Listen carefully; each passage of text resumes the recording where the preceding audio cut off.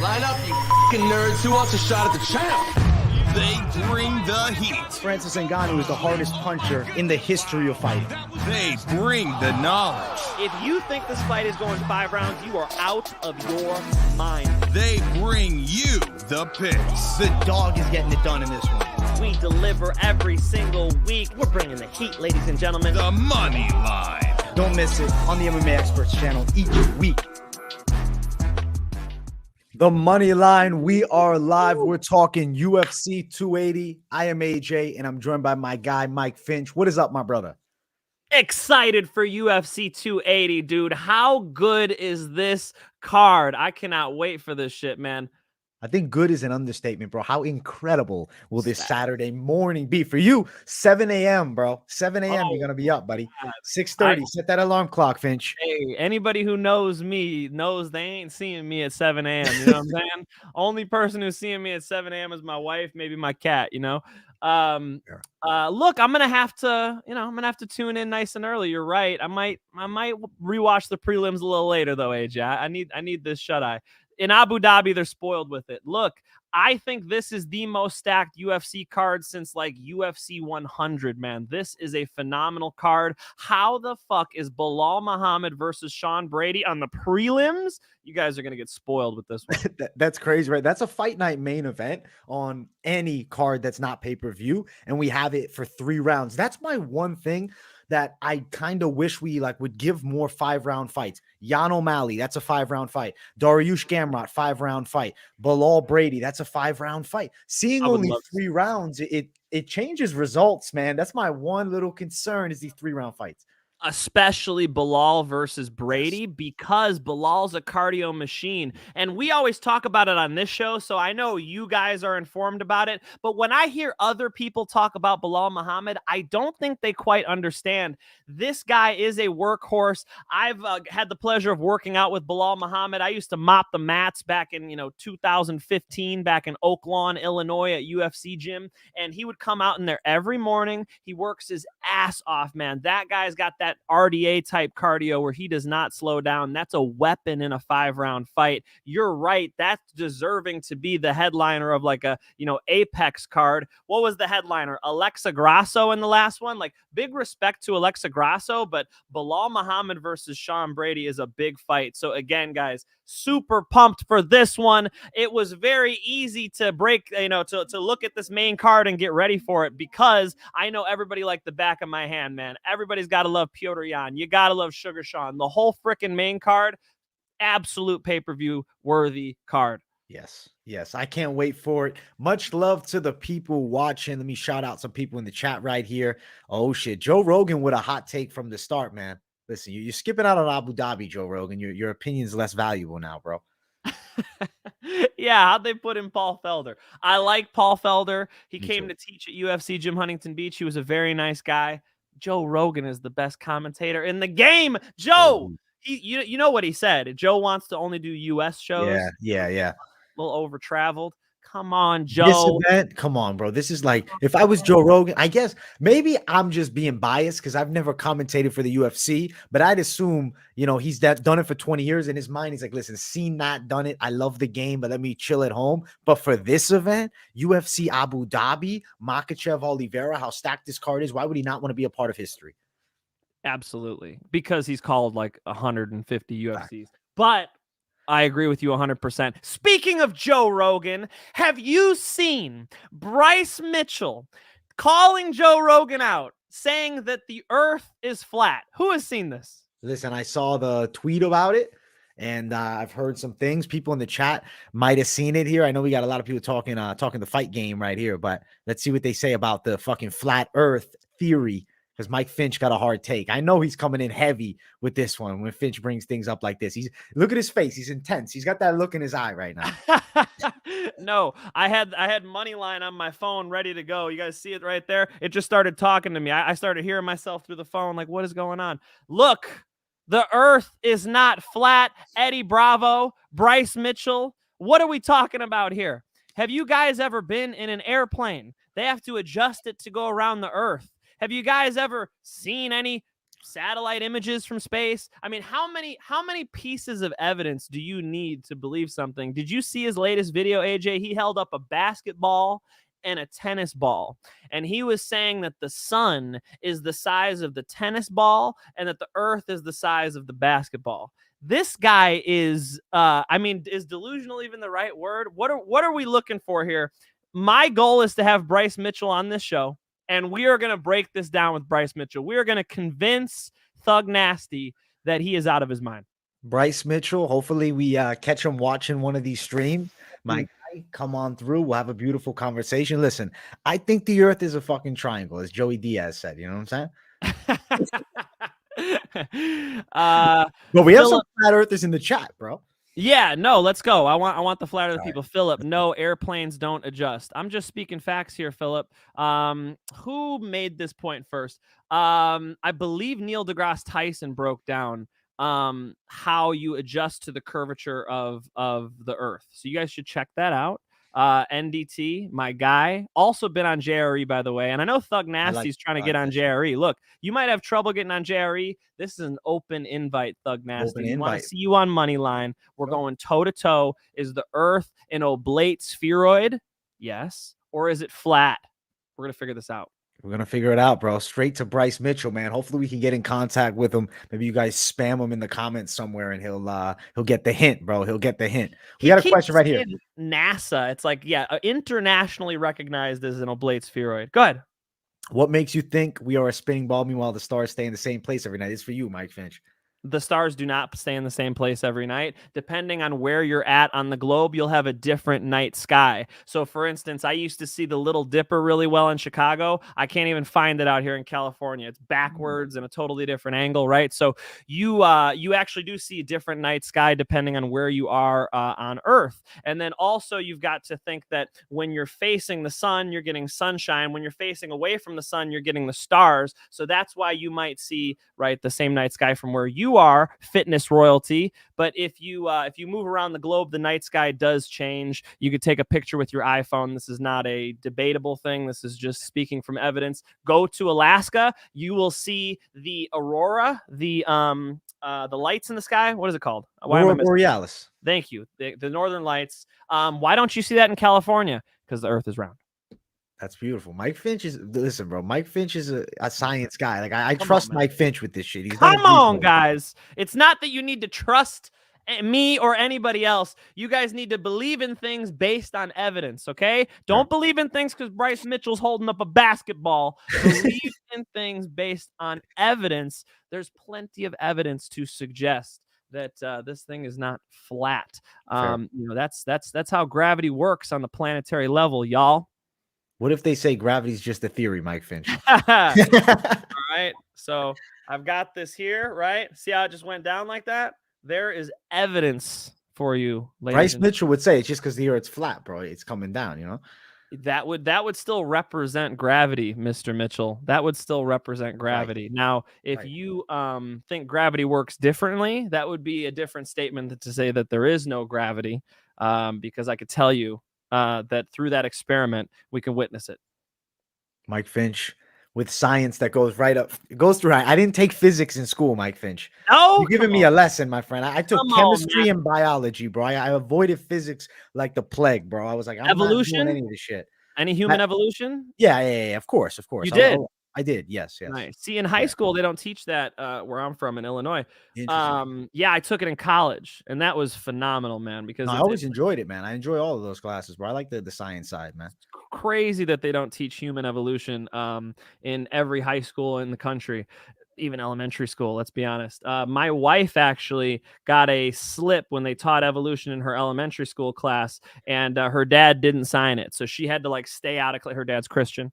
She had to like stay out of class, right? While they taught evolution to the other kids. She was like coloring something. You know what I'm saying? We gotta get out of this mindset, y'all. America, we can do better. We can do I better. like it, Finch. I think what would make sense is whatever you believe. I think you'd be better off sitting through that class and choosing, to make your own analysis. And, maybe you still want to believe one thing over the other, but at least you got informed of both sides. You can't have your own facts, facts don't belong to anybody, anything. And then people are like, just believe scientists. It's like, don't believe anybody. There's no authority in science, right? In the church, right? You got the Pope, right? And he's on top, and then you got the cardinals. In science, there's just the scientific method, and you use the scientific method rigorously, and you try to always ask questions, and you always try to disprove. Right? You never believe in things dogmatically. You never believe in things based on authority. So there is no scientific authority. Just believe the scientists. They say this about COVID. Bullshit. Believe in things based on evidence. Always ask questions. That's a good fundamental place to start. Let me add one more. First principles thinking. This is what Elon Musk espouses, and it's absolutely beneficial to everybody. Think from a first principles perspective. Instead of thinking by analogy, I think what's most fundamentally true and work from there. Gravity would be one of those fundamental truths. I like that, Finch. You're right. Now, what do you think about this, though? You ever heard on Joe Rogan the stoned ape theory? Terrence McKenna. Come on, man. Yes, of course. Yeah, I got my they're not a sponsor, but I got my Argo psilocybin mushrooms right here. I'm avoiding psilocybin, my friend. Yeah, man, it's very interesting. So there's a mystery on how the doubling of the human brain happened so quickly in just maybe 200,000 years, and the thought process is that that mushrooms would grow out of feces, and that apes, or the descendants of chimpanzees that are our relatives, would eat the mushrooms, and that when you eat mushrooms, there are different neural connections that happen, and that this could potentially promote brain growth. There's some holes in it. Like, there needs to be more evidence for me to just be like, I believe it. But very, very interesting, AJ. Yeah, I would say it is. It's very interesting. And now we got people in the chat talking about dinosaurs. I mean, you guys went off the deep end here. Earth is round minus 1,200 favorite. I think those are good odds, man. Mike Finch, those are good odds, man. You're playing it. It's wider. And I'm playing it. That's my lock of the night tonight. Earth is an oblate sphere. Lock of the night. At Bryce Mitchell. Holy shit. Now, Mike, let's get into MMA for a moment, because we can go ham with talking anything as far as just the whole existence of reality, etc. Fight announcement, AJ? There was a big fight announcement. Go on. Paulo Costa is fighting Robert Whitaker. That's a huge fight. I love that they finally made this thing happen. I think that was the fight to make. I'm super excited to see how those guys fare with one another. Winner of that fight is probably number one contender, you'd have to assume. I know it's kind of weird because Whitaker has 2 losses to Adesanya. Paulo Costa got, destroyed by Adesanya, but Pereira could become champion, and we could be talking about a whole new set of matchups for him. What do you think about the fight, Finch? You have an early lean. What do you think about the matchmaking as well? I love it. I love the fight. I think it's going to be an awesome fight. The matchmaking, I'm going to have to push against it, AJ. Okay. The reason why I'm pushing against it is because why do they keep giving Paulo Costa these fights that are tough for him? A Marvin Vettori was a tough one for him to bounce back to. The Luke Rockhold fight was a nice throw up for Paulo Costa.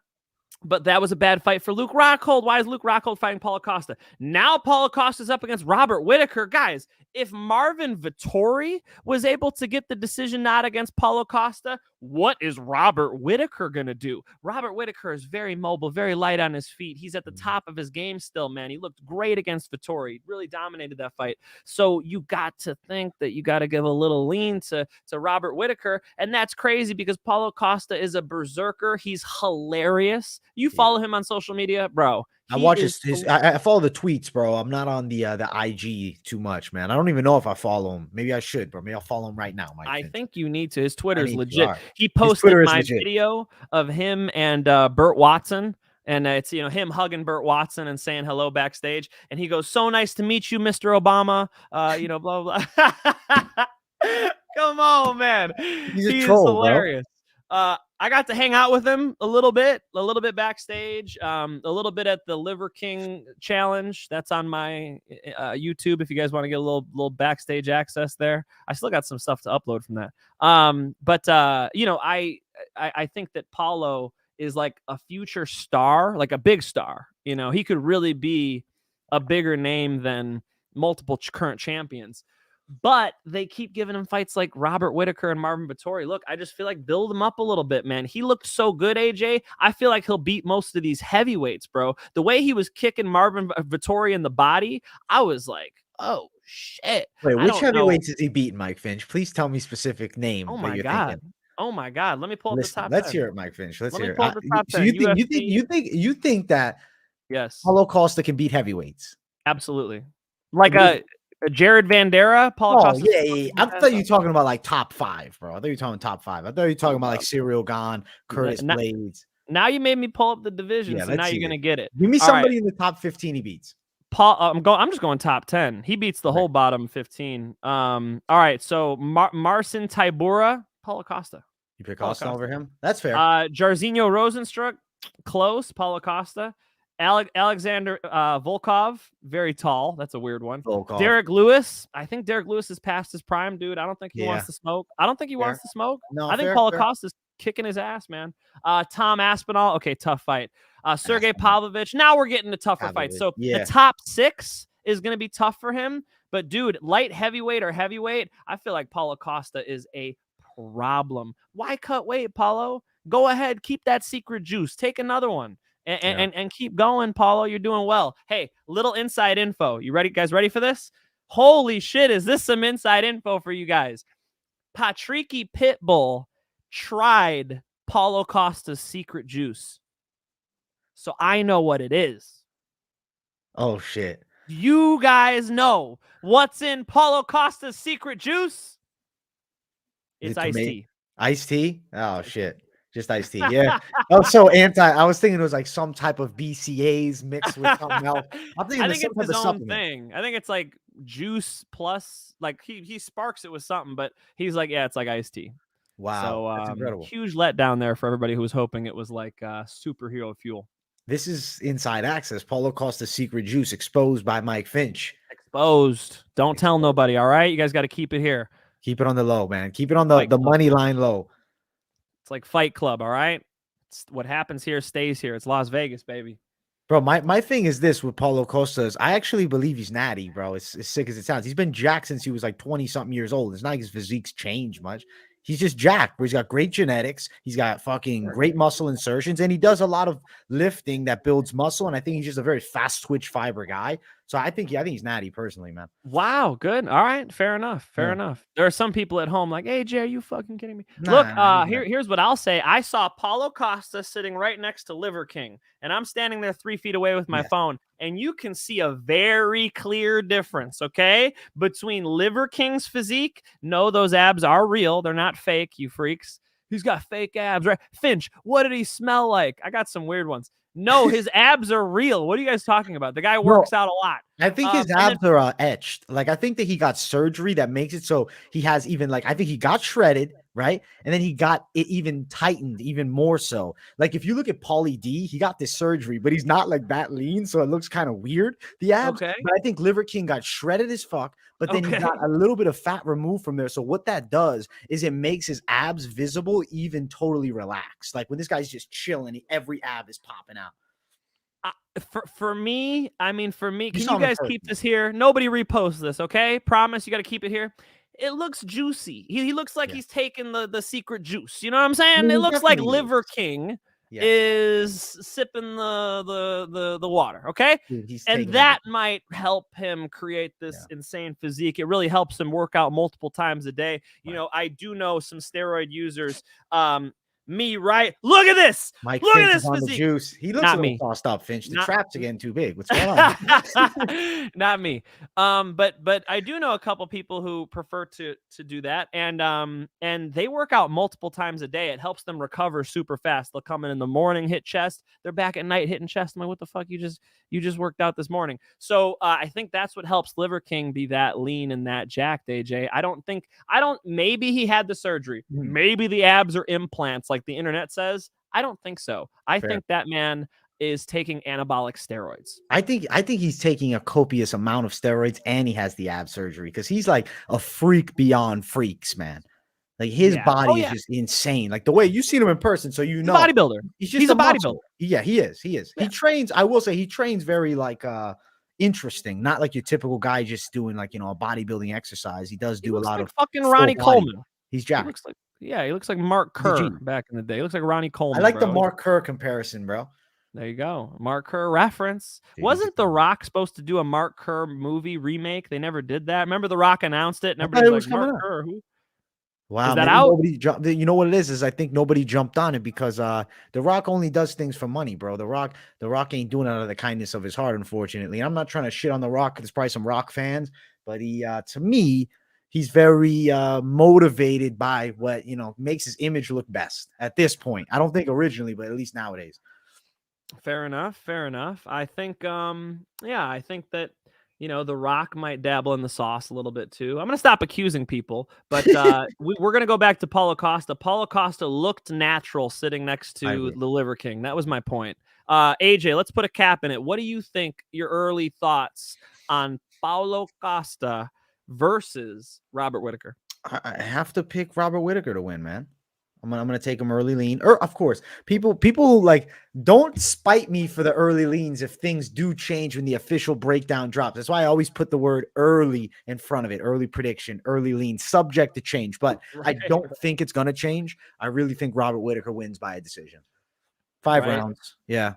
Nice and loose with the striking. Yeah. I think it's a good fight, though. I think Paulo Costa has a good performance. I think he's more competitive than Vettori was, but I don't find him winning. Now, if Robert Whitaker knocked Paulo Costa out, holy shit, for the stock, it would fly. Hard to do. Hard. You know, hard to do. Only Adesanya did it. And that was a weird performance by Paulo. We've never seen that Paulo again. We have seen the Paulo that beat Yoel Romero, though. And that's the one I expect to show up. I think his kicks were so strong against Vettori, dude. I think that would take a lot of people out. Vettori, very durable, very tough, in extremely good shape. I just saw him yesterday at UFC Gym Huntington Beach. He was training with Neiman Gracie wrestling. The dude lives in the gym. It's hard to get Marvin Vettori out of there. I think that Robert Whitaker, he's durable too. I can't say that about Robert Whitaker, but I'm telling you, bro, you eat one of those Paulo Costa body kicks wrong, you're going onto your knees. Facts. He's a freak. Yeah. I'm super hyped for that fight. I think it's going to be incredible. We do have some violent festivities this Saturday to talk about, and I cannot wait to break them all down. But before I do so, if you guys are thinking about placing some bets, you want to support the boys, go run over to my bookie, use promo code Moneyline to play some bets. They got some solid odds, and you got some potential big winners this week. And I'm very excited to hear the Finch man's takes. You guys have heard me talk about this card a few times throughout the week, and I can't wait to chat it up with my guy here. So let's start it off with the first fight of the night. It is Rosa and Lena Landsberg. Mike Finch, I'm going to let you break this one down for us. Lena Landsberg is 100 years old. Carl Rosa. Yeah. Carl Rosa. Like it's so funny that you say it, 28 versus 40. I think that Lena Landsberg, even in her pinnacle, I don't think her striking is near the level of Rosa. I see better kickboxing. I think the grappling defense will be there for Rosa. I could even see success in the grappling positions for Carl Rosa. I'm going Rosa, high confidence pick. I do kind of think we're going long. I think we're going 3 rounds, 30-27, unanimous decision. And if Rosa struggles with Landsberg in any way, I think it's actually a big hit to her as a prospect.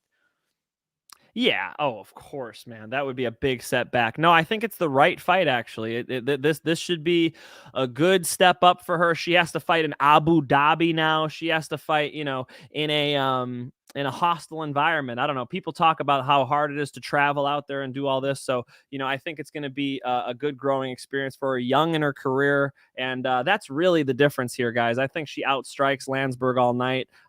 It probably goes all 3. So, you know, if you guys want to money line it, feel free. I've got so many bets that I like on this card that I think I'm going to stay away from this one, but it would seem like an easy drop on Rosa there. And Jason Graham, thank you very much, sir. I appreciate that. Yes, last week was freaking awesome. I think we Yes, went it like was, bro. 9-2. I don't know what it was. It was good though. It was good. We made some money over here on the Finch household. So yeah, the picks were on point. Let's try to do it again.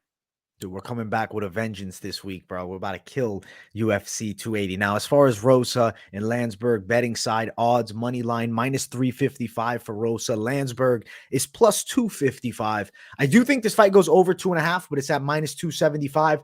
And I feel like if Rosa was able to get the stoppage, you'd be kicking yourself. I prefer Rosa more so the parlay piece, less so the money line attack. But I will tell you guys, she should definitely win this fight. Absolutely. Yeah, I think the odds are probably right with this one, so Yep. it does reflect it. Yeah, the difference here is who's in their prime and who's not. It's going to be hardy, LOL, Greg. It's going to be hard to adjust to that fighting in Abu Dhabi for these ladies, especially at 40 years old. I don't know if jet lag is worse as you get older, but I feel like, I'm sticking with the young gun in this one. I'm not confident in Lena Landsberg at all. And I think Rosa's striking is probably significantly better here. I agree with you, bro. We're going Landsberg for Finch and I. And let's get to the next one. It is Muhammad Mokayev versus Malcolm Gordon. Mike, I think this should be a dominant performance for Muhammad Mokayev. Now, I will say Gordon does have a solid grappling game, black belt in jiu-jitsu, and he has 2 UFC wins back-to-back, beat Francisco Figueiredo, which is impressive. Injury TKO of Denise Bondar, less impressive, but not his fault. Malcolm Gordon came to fight. I think Gordon showed he was definitely better than I had originally anticipated with, his first 2 UFC appearances being losses. But they throw him Mokayev, who is somebody I think the UFC is planning to invest in. I think they see him as a future title challenger, maybe the future of the flyweight division. It's a Dagestani wrestler who has, in my opinion, a very quality stand-up game that is in the early stages. He's 22. Muhammad Mokayev, I'm going to say he wins by submission in this fight here. What do you think about method of victory? And I guess who you picking, Mike Finch? I guess I'm jumping the gun thinking that I know exactly. Gordon, my lock of the night. No, come on, guys. Mokayev is going to run him over like Gordon is standing on the freeway. And when he gets on top of him, I think it's Smash City, man. Mokayev is going to be way too much in that top position. I think he buzzes to the back. I think he wraps up that neck, puts a bow on it. I got Mokayev first round rear naked strangle. I'm with you, bro. I'm with you. I like Mokayev. I was leaning second round, but I definitely could see first 2. I'm saying submission officially, and I think it's going to be very high confidence that that's how he wins the fight. But the problem lies in the money line. You can't touch this line at -1400 for Mokayev. Crazy wide. Gordon, he's +670 as a dog, but ultimately I don't think he has really any shot. The only way he wins this fight is if Mokayev maybe injured himself in the first minute, some crazy fluke situation. I really don't see these guys, even if they're fighting 10 times, Gordon finding a win once. Really, it would be hard for me to envision that. Now, as far as betting on Mokayev, I think we got to go prop city here. And I think you lean towards Mokayev by submission, and you're still at plus money, +125. I think that's it. +125 win by sub. I like it. I think the under 2.5 might be an interesting one as well, AJ. That's -200, so pretty good line too. Yeah, those would be the 2 I would look at on this one. Yeah, the only reason why my money's staying in my wallet on this one is because how wide those odds are. I think it's a pretty accurate reflection, though. Mokayev is going to run this dude over. So, it's just like how much resistance does he get? I do see that Malcolm Gordon has been finished before, not knocked out in 2016, choked out at UFC Fight Night in 2020. I mean, so the losses via finish are not good when you're up against a kid who Mokayev does hunt for the submission. Mokayev does try to get you out of there. He's not just going to hold on, right? So I think he gets it done. I do think he gets the submission. When does it happen? I don't know, guys. I like better bets on this card. If you're throwing it in a parlay, power to you. I think Buffo on the beat, this is an absolute yes for me that he's going to get the finish. Sure. Very confident. Very confident. I would be surprised if this went all 3. I agree. I that's why I said first round submission. I don't even see him having much resistance. I think this is the most lopsided fight on this card. Honestly, the lines reflect the reality, in my opinion. Truly in this one. Truly. Let's keep running up. Next one is AJ Dobson versus Arman Petrosyan. I'm shaking things up a little bit here. I'm going to lean AJ Dobson in this fight. I do think that he can wrestle pretty well, and I think it's something that he could use here against a very crafty kickboxer in Petrosyan. If Dobson chooses to fight this fight with a slower pace and more technical game, I think Petrosyan picks him apart. But if Dobson does get a little bit over aggressive and wild, in a sense, I think that might be better for him. Petrosyan is a pretty good sniper striker, but I do think if Dobson comes after him early, clinches up with him, looks to get the fight to the floor, even just wears on him against the cage, positive attributes. Dobson hits pretty hard. He's got pretty decent hands. Granted, it's a wild style. He's a little bit reckless with the stand-up, whereas Petrosyan is very clean and tight with everything. I'm going to lean Dobson on a decision, and I am going to say the X factor is going to be his wrestling. Excited to see what Petrosyan can do here. I like his skills too. I think he's a fun guy to watch, but I got to ride with AJ Dobson, man. I think he's a live underdog. He is a live underdog. It's definitely an interesting fight. Definitely when I watched your show and I heard you make that pick first, I thought, okay, let me give this a little credit. Let me look back. It reminded me of the Gregory Rodriguez fight, which Armen Petrosyan beat Gregory Rodriguez, great grappler, right? Yeah. I don't know if Dobson's wrestling's good enough. It's a tough one because I do think he gets outstruck by Petrosyan. I do think Petrosyan is more dangerous on the feet, also could just win a decision there. A tough pick for me, definitely a good fight. I like that you're underdog hunting on this one. I'm not going to hate on that. I'm going to go Petrosyan, man. I do disagree with you on this one. I think Petrosyan edges 2 out of 3 rounds in a pretty good fight just because he's able to keep it on the feet enough to get his strikes off, AJ. Good fight, though. Fair. Listen, bro. Yeah, I do think it's a close fight. The lines for it, Petrosyan minus 200 as the favorite, AJ Dobson plus 170 as the underdog. I think the odds, are a little bit wide, but I think it because of Petrosyan's signature win over Gregory Rodriguez, which has aged fantastically for him. Right. AJ Dobson loses to Jacob Malhoun in the last one. Granted, he had good success in that first round. Malhoun coming through for you guys last now. He's the Mac, bro. Malhoun messed Maximov up, bro. Did your boy call that dog pick or not? Who got dog money on my Jacob Malhoun pick? Let's go. Let's go, champ. Dude, I honestly feel like that fucking breakdown when we were chatting, it's like somehow, some way I could just feel you swaying me on Malhoun's side. And I'm like, no, I got to stay on the dark side of Maximov. Sure enough, the fight goes down. I'm like, God, fuck. Damn. Yeah, AJ told me that off air too. He's like, damn it, I knew I should have switched my pick. Hey, man, you got to tell the truth, AJ. It's all good. When I was looking at this fight, it was one of them where I thought, Petrosyan. And then you picked Dobson. I was like, is that right? Maybe. I don't know, man. I don't think Dobson's wrestling's up to par, bro. I feel like Petrosyan can stuff him like a turkey and outstrike him. Let's see what goes down, bro. Listen, I'm having some faith in the Dobson double leg, bro, and also just the work against the cage with the clinch. So I'm excited to see what he can do. As far as the over 2.5, though, because you're saying you like decision, as do I. Probably. Plus 160, you're getting plus money on the over there. That might be a mistake because I do think this is a fight that can go longer. As good of a striker as Petrosyan is, he is very technical and crisp. AJ Dobson, I know he can get a little bit wild, but I don't really have too many questions about his durability either. I would caution people to go money line on Petrosyan just because the dude can knock people out. Like Petrosyan, most of his professional wins are by knockout. So, there's that risk that's going to be run there for sure. I'm going to caution people to go money line because, I'm more confident in Petrosyan than I am in that finish. It could be a decision, but if Petrosyan kicks him in the head, we could be out of there early. Fair, Mike Finch. Listen, I'm going against the Finch, man. I'm going underdog Dobson. Mike Finch has Petrosyan, and let's keep running up this fantastic UFC card because I'm stoked for this next matchup. Woo!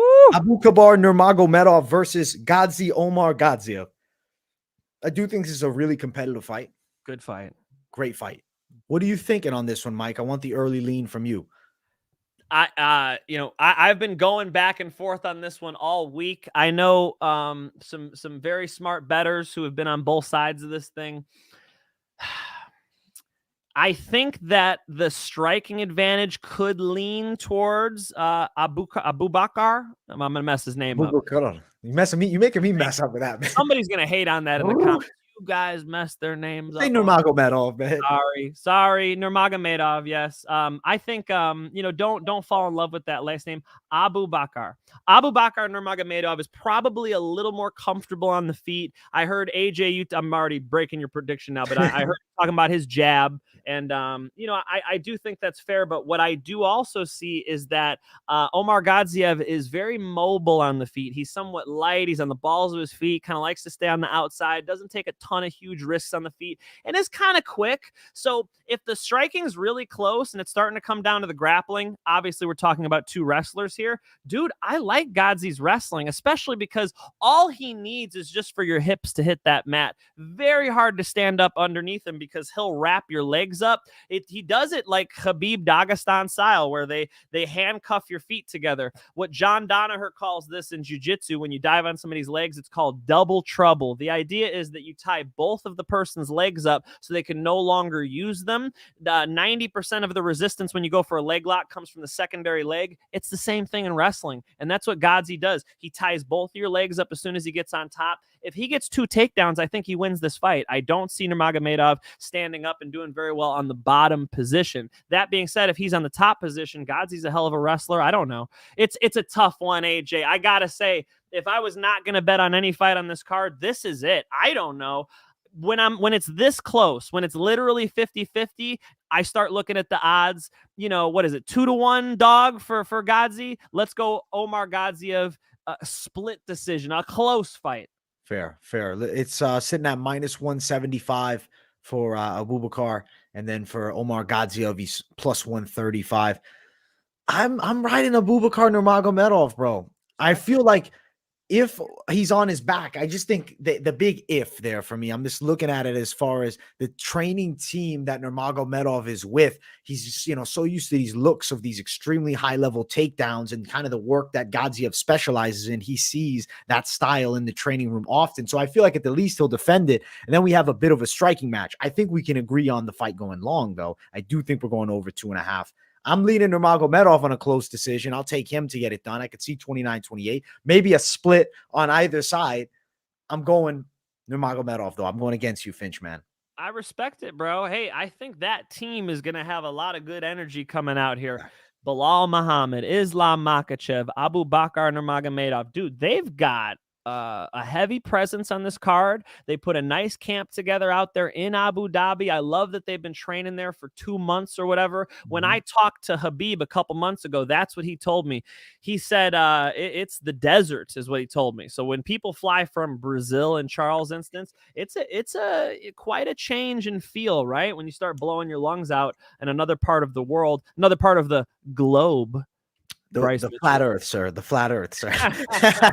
on the underside, I guess. So, I think that there is a tangible advantage of him being in that training camp, grinding every day with Bilal Muhammad and Islam and all those guys. So respect it, man. I'm not betting on this fight. I like too many bets on that main card to bet on this fight. Fair, my brother. Fair. Now, I do have a funny comment that I like. Don't do it, AJ. He's the Herbert Burns of the Nurmagomedov family. No, Let him know. I don't like the bet. Listen, I'm not craving a bet on this one. I'm not saying I'm throwing down, but I like Abubakar Nurmagomedov. I'm going to take him on the cards. I'm going to stick with the read that I saw is the striking advantage and grappling canceling one another out. So fun fight, though. I like the matchup. It's a savage UFC 280, bro. Now, as far as the over, I want to read it off. If it is to go long, it's -200 for over 2.5 rounds. That makes sense. Money line odds, like you said, near that 2-1. You got -175 to +145. Godzi of being the underdog. I'm riding against you, Finch, but it's a fight that's a toss-up. It's all good. You know what? Instead of picking this fight, I'd rather pick that over, bro. If you guys want to bet on this fight, I think we're going all three, ladies and gentlemen. Going to be very hard for either of them to finish each other. Two wrestlers who aren't quite knockout artists, right? I think it goes all three with more than, -200 certainty. Yeah, I'm very confident going long. Right? I think that over is a good play. I like that one, guys. So, a little sprinkle on that, just a little advice. I don't know. That's what I think. I think 90% chance this thing goes to a decision. Let's go. Next fight, Zubaira Tuhugov and Lucas Almeida. Now, I think Tuhugov is the Dagestani that fumbles. I think Almeida is a very tricky guy for him to face here. I like the striking from distance for Almeida. I like the low kicks. I like the jiu-jitsu abilities. Overall, his toughness that I've seen on the feet, the way he fights, he just seems like a savage, in my opinion. Now, Tuhugov's got slick hands. He's quick. He's at a disadvantage in the reach. And when I watch him fight, I see calf kicks as a shot that he's there to be hit with. I don't know. I feel like he kind of plants a little bit heavy on the front leg, and I feel like Almeida is going to be chopping those legs down. I feel like Lucas Almeida is a very live underdog here. Granted, yes, he doesn't have that UFC experience. So Tuhugov has been in the UFC for a while now, and he's fought good names. I mean, I remember, didn't he fight Artem Lobov at one point, or that fight never happened, bro? You remember when they were talking about that fight? Did it go down? Is this my imagination? He beat the GOAT? I do. I don't see Lobov on the record, dog. He was scheduled and it got canceled. Yes, 2018. That's right. I remember this one. It got canceled. 2018. You got it.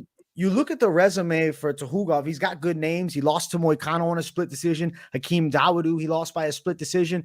I kind of have a comparison, right? Moicano, Almeida, somewhat in a sense, similar statures. And I feel as though Almeida can win this bout. I like his durability as well. I'm going to take him to get it done on the cards. And I think that we have a Dagestani that takes an L here. Uh-oh. Damn, when AJ goes dog, it makes me want to go other way. Look, I'm gonna double up with you, dude. I don't think he could strike with Almeida, man. And I think Almeida is freaking dangerous, man. Nasty guillotine. I mean, he could jump, he could, flying knee knockout. Like, he is definitely going to be a dangerous task. Again, when did he fly in? Like, there are certain aspects to this when I'm picking against the hometown guys. Not that he's from Abu Dhabi, but close enough. It's definitely one where I'm gonna have fun watching it. I'm gonna stay away from it. But dude, I agree with you. I think we should both go on the underdog here. I'm gonna go Almeida as well. Could he knock him out? AJ maybe, dude. I might even say KO, man. What's the prop on an Almeida underdog KO? Almeida underdog KO just for Mike Finch, sitting at +600. It is extremely wide, and there is real possibility of it. I agree. Moneyline is a good play too. Right now, the odds to Tuhugov is a -172, Almeida +135. So Almeida still, a good moneyline attack. You're getting plus. The KO is possible. Granted, a little more of a stretch. I could definitely see this fight going long. Note this though about Zubaira Tuhugov. He has not lost by stoppage since 2012. It was against Akhmad Aliyev, who now I believe is over in Eagle FC. Good point. So he's known as pretty durable.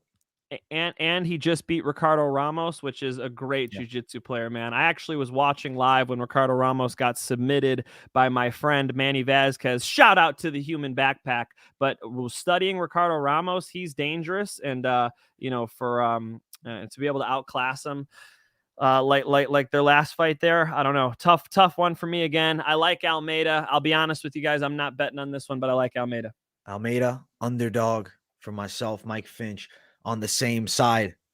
Good one. This is a good one, man. It's a good one. It is. It only gets better from here. It only gets better. This next one, Volkan Oezdemir and Nikita Krylov. Listen, this is a fight. Dude, this is a really competitive fight. I don't know. I was feeling like this one is a bit of a toss-up, man. Do you have a strong lean on this one, Mike Finch? Let's hear it. I do. You know what I'm about to say, bro. Oh, shit. Krylov is way more dangerous right now than Volkan Oezdemir. I know what you guys are going to say. Volkan Ozdemir's got hands. What do you mean? Look at how shitty he looked against Paul Craig. I just feel like Volkan Oezdemir is like kind of strange to say. What's his age? But almost like looks over the hill to me. He doesn't look explosive anymore. He's fighting a little strange to me, brother. So the exact opposite could be said for Nikita Krylov, right? Krylov gets out there against Gustafsson and blasts him into another universe. I mean, he came out there like he was shot out of a cannon, guns a-blazing. I think he could do the same thing here to Oezdemir. Oezdemir, like a little bit questionable as of late, and Krylov the exact opposite. It's like Krylov finally figured out, hey, I'm gonna fight these guys like they stole my lunch money. I love it. I think Krylov can KO him, dude. I think Krylov can get him out of there, AJ. I like Krylov on this all day, man.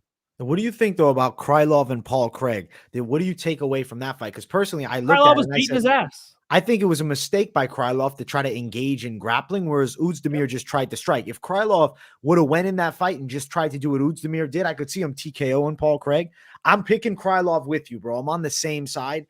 I guess I was just a little bit concerned because of that, OG punching power of Oezdemir, but I will agree. He doesn't show it like he once has. You know, at the end of the day, he beat Paul Craig, which is a good win. He beat him with the right style, not engaging the ground game. Krylov makes the mistake of going to the floor. I think Krylov's the better grappler here, though I do think Oezdemir will be hard to submit. I'll take Krylov on the cards to win.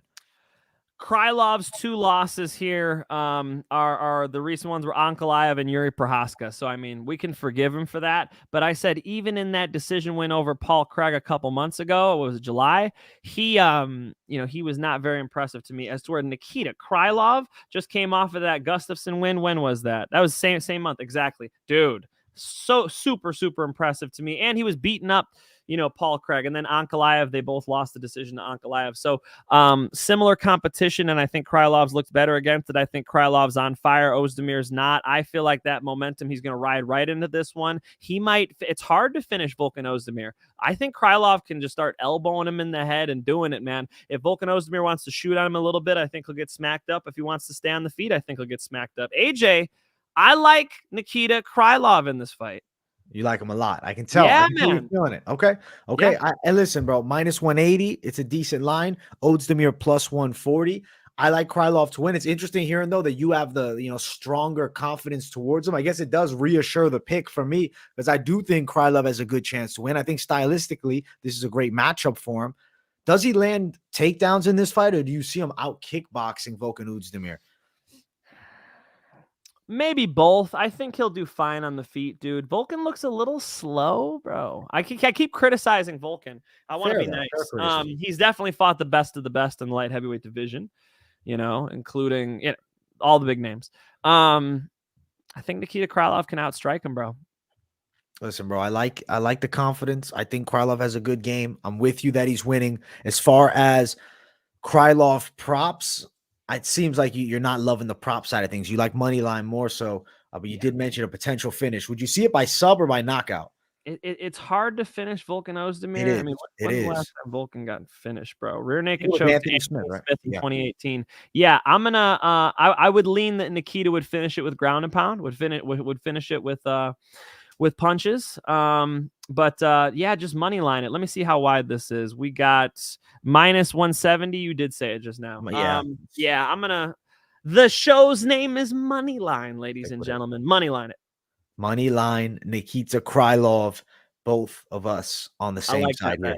Yeah. All right. I like that, Finch. I like that. I'm actually kind of hyped that you do like that bet because maybe I was having not necessarily second thoughts about like changing a pick, but I was like, yo, is Oezdemir more live than I'm giving him credit for?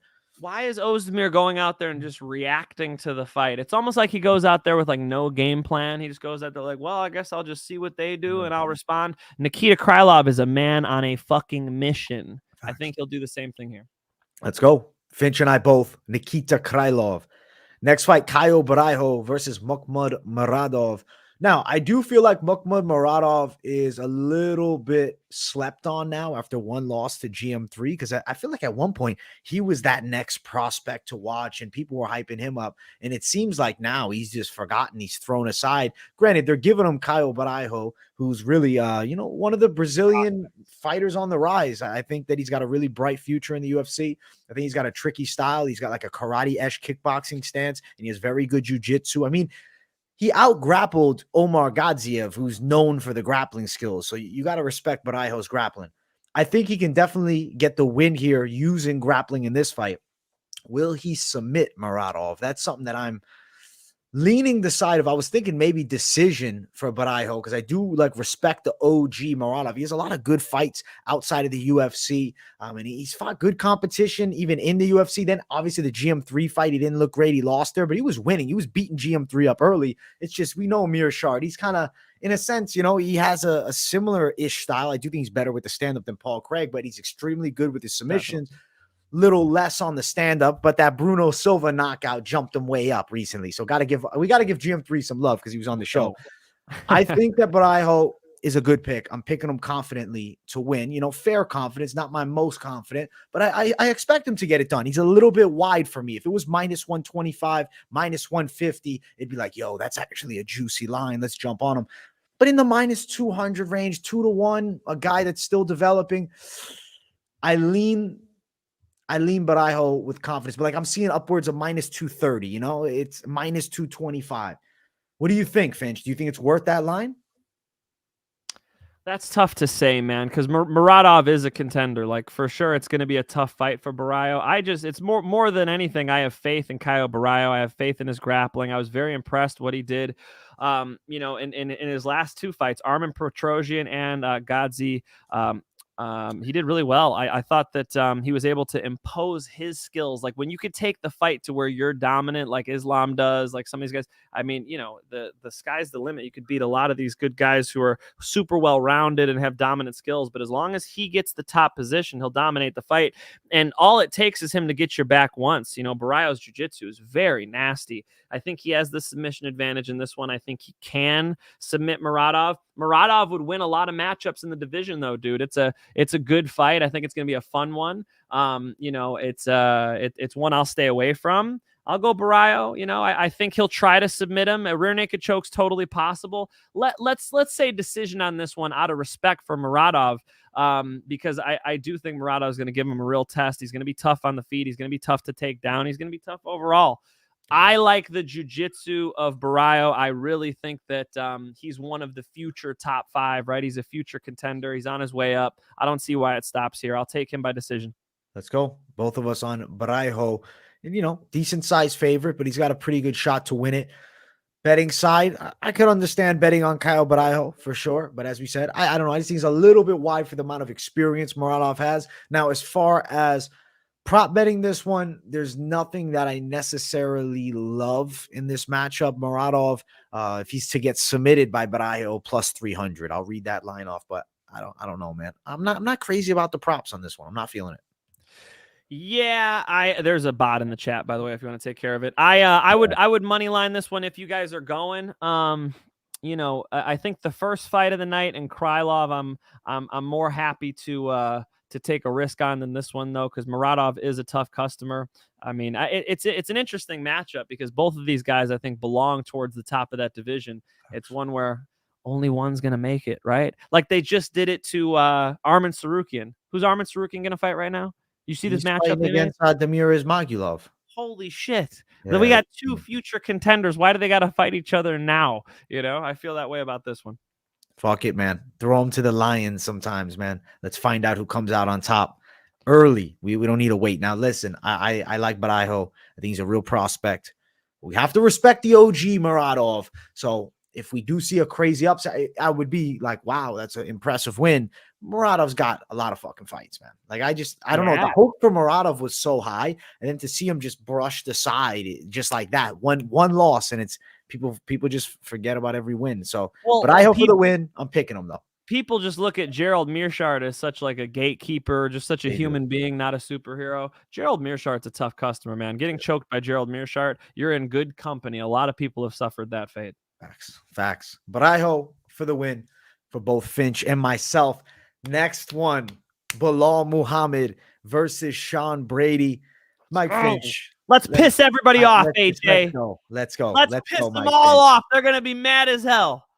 You ready? Yeah, let's go. Of course, we're going Belal Muhammad. I've told you guys the whole damn way up here. All of you guys were telling me Wonder Boy. I told you Belal. All you guys were telling me the whole way through, right? The whole way up. Well, it's been Belal Muhammad. How many times have we had dog money on Belal? Let me verify this here to make sure everybody's got these. Yeah, dog to Vicente Luque. You guys made money on that one. Dog to Wonder Boy. You guys made money on that one. Don't tell me he was a dog to Maya. Okay, we had that one. He was a favorite. Guys, we've made money on him all the way up. The buck does not stop here. Belal Muhammad going out to train with the Dagestanis in Abu Dhabi is a big deal because, like Khabib said, it's tough traveling over there. Sean Brady traveling over there on much shorter notice.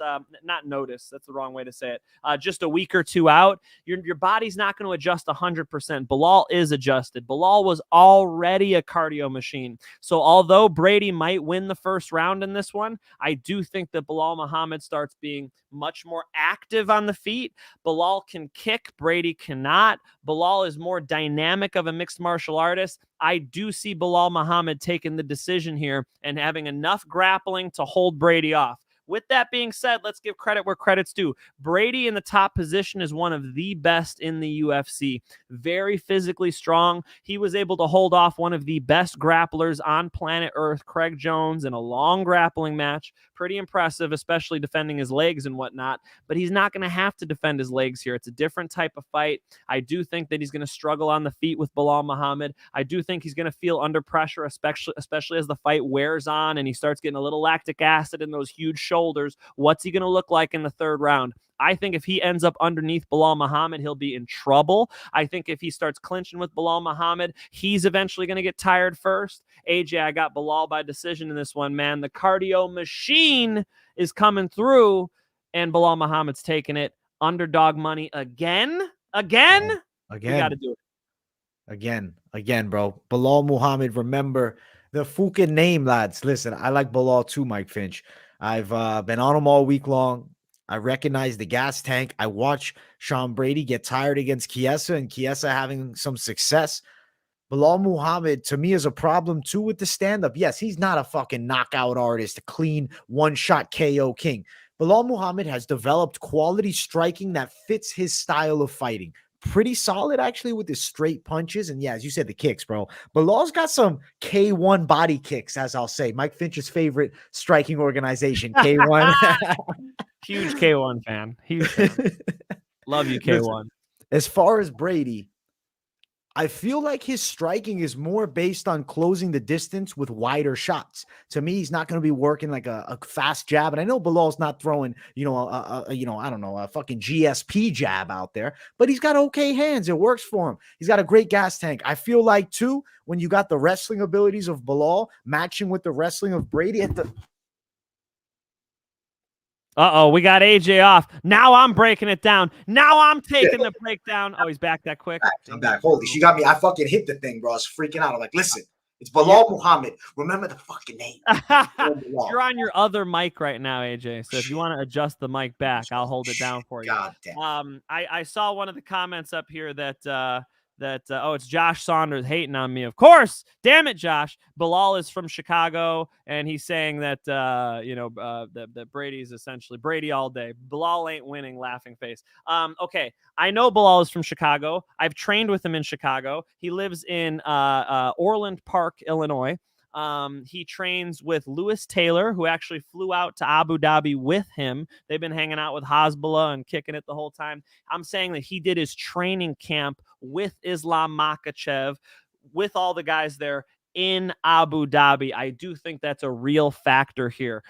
Just to, tip the cap to you guys who are picking Brady. Brady is the more physically strong guy. Brady is going to be even more of a problem if he gets to the top position. Brady is probably going to do pretty well with his hands clasped early, dragging Belal around. But I'm telling you guys, if it was 5 rounds, I think I'd be putting money on it. Right here, I'm saying moderate confidence in Belal, and I do think Belal wins 2 and 3. Finch, I got a good question for you, man. Go ahead. Please comment on this. The biggest difference I see is Belal is the best at defending single leg takedown attempts. Brady shoots double leg takedowns. Do you think a small detail like this matters? Absolutely. Bufo, very, very well put. Absolutely, that matters. Belal Muhammad can hop around on one foot all day, but he could also defend those doubles. The reason why, Bufo, I think people try to single leg Belal is because when you shoot that double, he splits his legs wide. Funny enough that I say a striker does this well, but Israel Adesanya actually does this really well. When somebody shoots in on your hips, you want to turn sideways and split your legs wide. Then you can grab their elbows like you're putting on a pair of pants. You pull up those elbows high, pummel an underhook, and then you're off that fence. Belal Muhammad does it really well. I think that's why people elect to go for single legs on him, not because he's not used to defending the doubles. It's the exact opposite. It's because you can't double him. And from the little bit of mat time I have spent with him, I gotta say, very heavy on top. Definitely what I would say like top 5 cardio machines in the UFC. You gotta love it when they get to wrestling because that is a tiring game. Let's go. Mike Finch, I like that breakdown. I'm riding with Belal Muhammad with you. As far as lines, I mean, he's a good underdog, like +110, +115 for Belal Muhammad. Not great line, not like we've seen in the past for Belal, because they're starting to respect Belal as far as matchup goes. Now, Sean Brady is undefeated, so it's going to be interesting, right? Belal's going to be having a big task to take the O of Sean Brady. -145 Brady, over 2.5 rounds, -260. I think very confident pick on that. I think we're going all three regardless. I think we're going all 3 rounds regardless of who wins this fight. Brady's a tough customer. I mean, one of the reasons why I'm so hyped about this fight is because I do respect Brady. I think Brady absolutely belongs in that top 10. And we're going to find out where he is. I mean, Belal really is a good test for him, you know? So I've picked Belal all the way up. I'm not stopping now, ladies and gentlemen. I don't care what you say in the chat either. I respect it. If you're picking Brady, I respect it. We'll see what's up. Let's go. Belal for myself. Belal for Mike Finch. Let's jump to the main card. If you guys haven't yet, make sure to smash the hell out of the like button. And if you're new, subscribe to the channel. Let's run these likes all the way up for this fantastic UFC 280 card, which starts with, in my opinion, a very good fight between the top of the line as far as contenders in the women's flyweight division goes. It's Manon Fiorot and Katlyn Chookagian. I'm going the Manon Fiorot side. I like the distance striking. Even though she's the shorter girl, she's very good with her legs, especially that side kick. Another X factor for her, she's good with the throws inside. And I feel like if you look back to that Amanda Hebos fight, Chookagian was getting hit with those throws by a girl who's, let's be honest, compared to Fiorot, is going to be less physically strong and not nearly as big. I think Fiorot can have success getting Chookagian to the floor. I think Fiorot showed that against Jennifer Maia, getting her down. And she's regarded as an extremely difficult jiu-jitsu fighter, like really good grappling skills, enough so that Valentina Shevchenko saw the first trouble she had ever really had at flyweight with her. Fiorot dominated that fight. She's dominating every opponent they throw in front of her. I believe she's on the 9-fight win streak. Her pro debut loss, I believe it was to Leia Letson, funny enough, was over in Bellator. Fiorot, to me, real prospect, future title challenger. Could she be the woman to dethrone Valentina Shevchenko? We'll find out about that. But I think she's getting past Katlyn Chookagian this Saturday. Fiorot decision. Fiorot all day. Manon Fiorot is way more explosive than Katlyn Chookagian. Way more explosive. What a if these two ladies were gonna do like a who's gonna sprint faster, who's gonna jump higher, Manon Fiorot is such a better athlete than Katlyn Chookagian. Here's what I see that everybody agrees with me. Like everybody I talk to is like, yeah, Manon Fiorot. I didn't know that everybody would be so honored. They do see that she's a finisher. Like, you know, you see her throwing like wheel kicks and hitting the pads. You're like, God damn, this girl's explosive. What I do see on the Chookagian side is that she's good at making a fight a sparring match. And that's one of the most underrated skills in the fight game, right? Israel Adesanya loves to do it. He thrives at it, right? He could take an explosive fighter, right?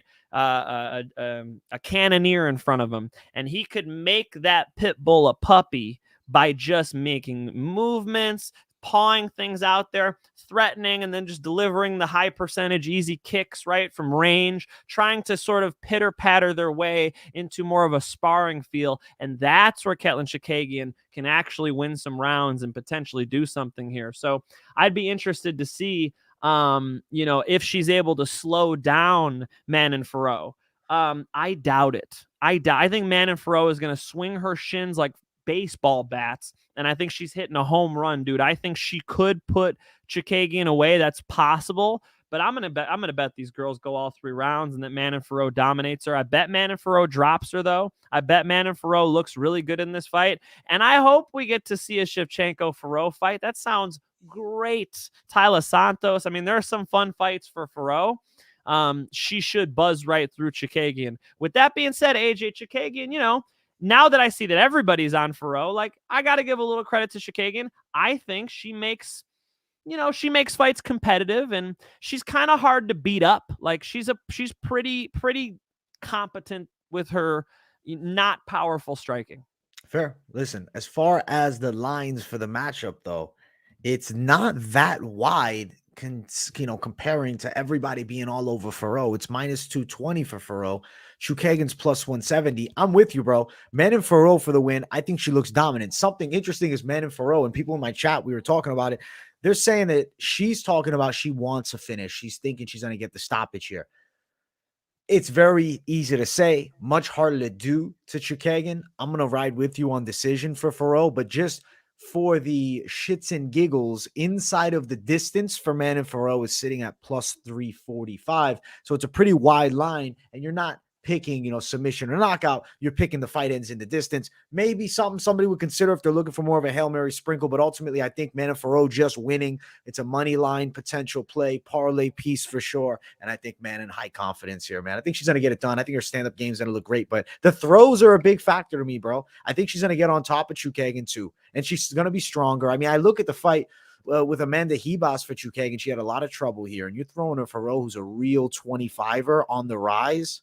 This should be a dominant performance, and a stoppage wouldn't shock me, especially with the crowd in attendance, especially with, I think, the moment being huge for Fiorot. I could see her rising to the occasion and having the performance of a lifetime. And if she wins impressively here, let's say she dominates every round or she gets a knockout win, I think a call-out of Valentina Shevchenko will do huge numbers too.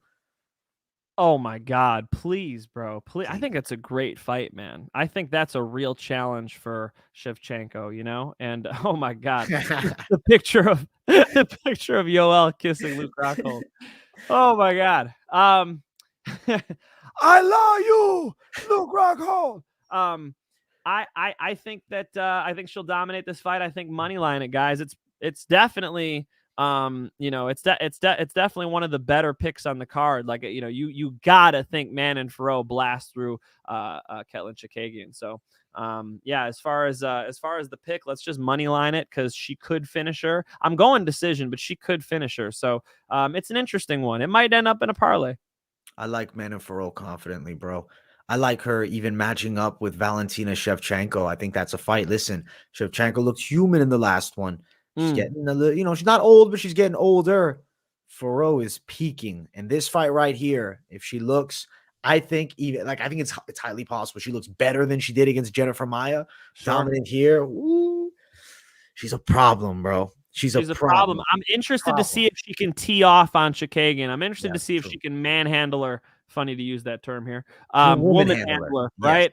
Yes. I'm very interested to see. It's a good test. Just like the Sean Brady Bilal Muhammad fight is really going to show us where Sean Brady's at. Same thing here. If Chookagian can make this a sparring match, it'll be close. If not, Fiorot is going to really hurt her. If Fiorot can get through that, that long reach, and I'm just really interested to see how she deals with it. Based on what I've seen from the athleticism, she's doing it. Let's go, Fiorot. Confidence, bro. High confidence. Manon Fiorot for myself and Mike Finch. Let's get to the next one. Beneil Dariush versus Mateusz Gamrot. Come on. Mike Finch. I know Dariush, he lives local, you know what I'm saying? To the Huntington. Right over there, bro. Mike Finch, he's right around the corner.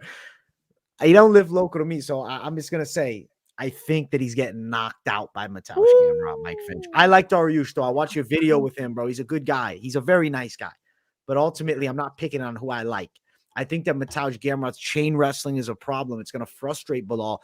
Even if Mateusz Gamrot's not successful with the takedown attempts, something that I keep seeing when I watch Beneil Dariush, and I mean, he's riding high off the Tony Ferguson win, and he cleanly dominated that fight. But bro, where's Tony Ferguson? You called out Diaz and Ferguson both as being well past their prime. Yes, Dariush dominates that fight. Okay, and what? He, before that, has a competitive split decision win over Carlos Diego Ferreira. And there's moments where Beneil Dariush, to me, has a lapse of game plan. He fights out of the southpaw stance, as does Gamrot, which makes this more fun for me. But Dariush will come to brawl. He'll sit in the pocket and try to mix it up. He gets wild. And he's not a guy that likes to move his head a lot. I think Gamrot mixing in a lot of wrestling can catch him with some big shots, stun him, put him down, put him out. I'm going Gamrot knockout, man. It's King's MMA Muay Thai. So, I mean, they're not like, boxer. Like Gamrot's got a little bit more of that Western boxing style, right? As to where Beneil's just got a little bit of a different game. Beneil has more tools, more ways to win this fight, AJ. It's very interesting to hear you say Gamrot by knockout. You're telling me that Gamrot's hands are dangerous enough to get the KO on the feet, like a right hand or a left hook or something? So what I see, if there is a knockout here, how I'm seeing it, I'll tell you this. It's going to be because of a frustrating wrestling attack, which is going to cause Dariush to then open up, brawl a bit, and I can see him being knocked out, man. I look back. I know, listen, the Alexander Hernandez fight will throw it in the trash, but I do always remember Beneil Dariush has been chinned in the past. I could see Gamrot catching him, put him out. Could I also see Gamrot and him fighting to a close decision, Gamrot edging it out on the cards? For sure. I'm leaning that KO side just because I don't know. I just see more so based on Dariush. Dariush kind of getting frustrated and brawling. I kind of see him getting caught in the in-betweens, man. I do think there's the new breed of lightweights, like we've talked about. Gamrot, on the rise up also is Magulov, Arman Sarukian. I think Dariush gets beat by Mataush here, man. I think he's on the way up, and I don't think Dariush is on the way down. I just think the skill set, hard fight for him.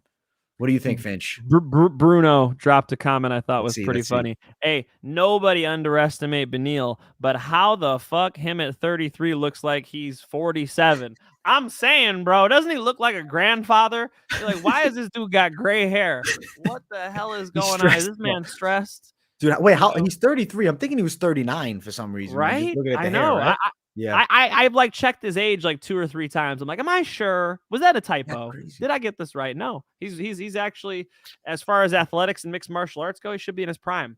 Yeah. He's had a little time out of the cage. That's a factor. One more positive thing I want to say about Beneil before I drop this pick is most fighters, they train at a gym. They represent their coach or their team. They go out there and fight. Beneil owns a King's MMA. He coaches a whole program. Beneil Dariush's fight IQ is through the roof, man. Beneil Dariush is dangerous off of his back, dangerous on the feet. You hurt him, you start coming in to finish him, he could put you away. Very dynamic fighter and a guy who can hit you with anything, triangles, Darce chokes. I mean, I've seen him roll in the gym a little bit. He's usually at a different King's MMA, but I've seen him roll with some guys. Dude, he's dangerous. Beneil Dariush is no joke. Beneil Dariush could submit anybody in the UFC. Now that I've hyped up Beneil Dariush, there's a big strength and conditioning difference here. I shouldn't even say conditioning, strength difference. A year and a half out of the cage, and he's going to be up against a hell of a wrestler. Gamrot is a problem. For Gamrot to beat Sarukian, I mean, come on, guys. This is the top of the division. These guys, Gamrot and Sarukian, will both fight for that lightweight title someday. It was supposed to be Islam Makhachev and Beneil Dariush. So Beneil Dariush has been training for a wrestler. So you guys got to factor that in. For this year and a half he's been out, he's been trying to fight a dominant wrestler. He's been amped about it, right? So you got to think he's prepared properly for that. I spoke to one of his jiu-jitsu coaches today at the gym and asked him about, how Beneil's grappling has come along. And he said, yeah, we were preparing him for Islam Makhachev. When they prepared RDA for Islam Makhachev, RDA was like, oh my God, I've never felt somebody heavier than that on top. I couldn't move my hips. So they really prepped for it. So I'm just saying, I think it's a competitive fight. I think a lot of people think that Beneil Dariush is going to get steamrolled. I think he puts up a good fight here. Now let's talk about Gamrot. AJ, Gamrot, I'm high on. The one thing I'm not high on is his power, his hands. So that's why I was so interested to hear you say KO. I think Gamrot should do anything but try to KO Beneil Dariush. I think Gamrot should be patient like he always is. He should stay on the outside, use his feints, his level changes, make you think he's going down low, throw a couple shots up high. If he mixes in wrestling, that's the key to kill this fight. He is the better wrestler by far. He's more physically strong by far. I think that Gamrot is going to be able to get the takedowns when he needs to, be technical in this fight, and Gamrot wins because he's not going to do what Drakkar Klose did, where Drakkar Klose smelled blood and just started bombing, right, and got smacked. And that's the famous picture of Joe Rogan and Daniel Cormier freaking out, right? That's the picture, is when Beneil knocked out Drakkar Klose. I don't think he's going to make that mistake. I think when Gamrot does tag him, he'll stay patient. He'll keep moving his head like a boxer. I think he wins this on the scorecards, man. I love Beneil Dariush. If I was biased, obviously I'd pick Beneil Dariush, right? I'll probably see him at the grocery store, you know what I mean? But I really think that Gamrot is the one who's in his prime right now. Gamrot is the one who's fresh, who just beat an Arman Sarukian. This seems like a fight that makes sense for Gamrot, and that he will win all 3 rounds. Yeah, Mataush Gamrot for the win. I think that's the way we're going, man. I see him getting it done. I guess you're not on the KO side. I don't know, for some reason I think that would be a mistake. Why would he go try to KO Dariush? That's the one way Dariush is going to catch you. If you get out there and start banging with him. And AJ, let's be honest, Gamrot doesn't have a lot of power in his hands. He's got a little pop, but what I'm thinking is I'm doubting the Dariush chin skis, bro. Okay. I'm thinking he could get chinned, bro. I'm thinking he could get dropped. Now, Gamrot, same pick. I'm with you. I think the wrestling, yes, I could see it going long. maybe I'm going the wild side with the KO side. But let's talk odds, because I'm telling you that KO prop on this one is a juicy one. You'll see why I'm kind of on it. I'm telling you the KO prop from the start, Mike Finch, plus 475. It's a light sprinkle potentially. Yes, risky outcome, maybe not necessarily a high likelihood, but I'm riding with it, man. Now, as far as Gamrot, money line, Finch, how do you feel about minus 185? I like it.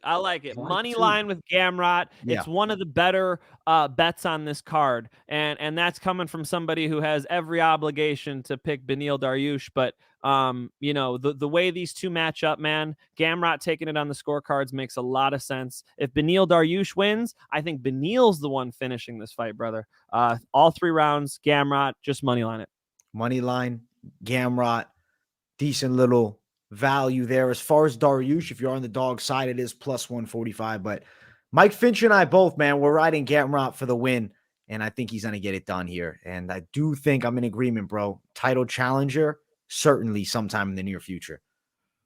I'm smiling because Buffo on the beat said that Elon Musk stressed him out. He gave him the gray hairs for not getting his Tesla there on time. No, he's got his Tesla. He told me he's got his Tesla now, so it must have worked.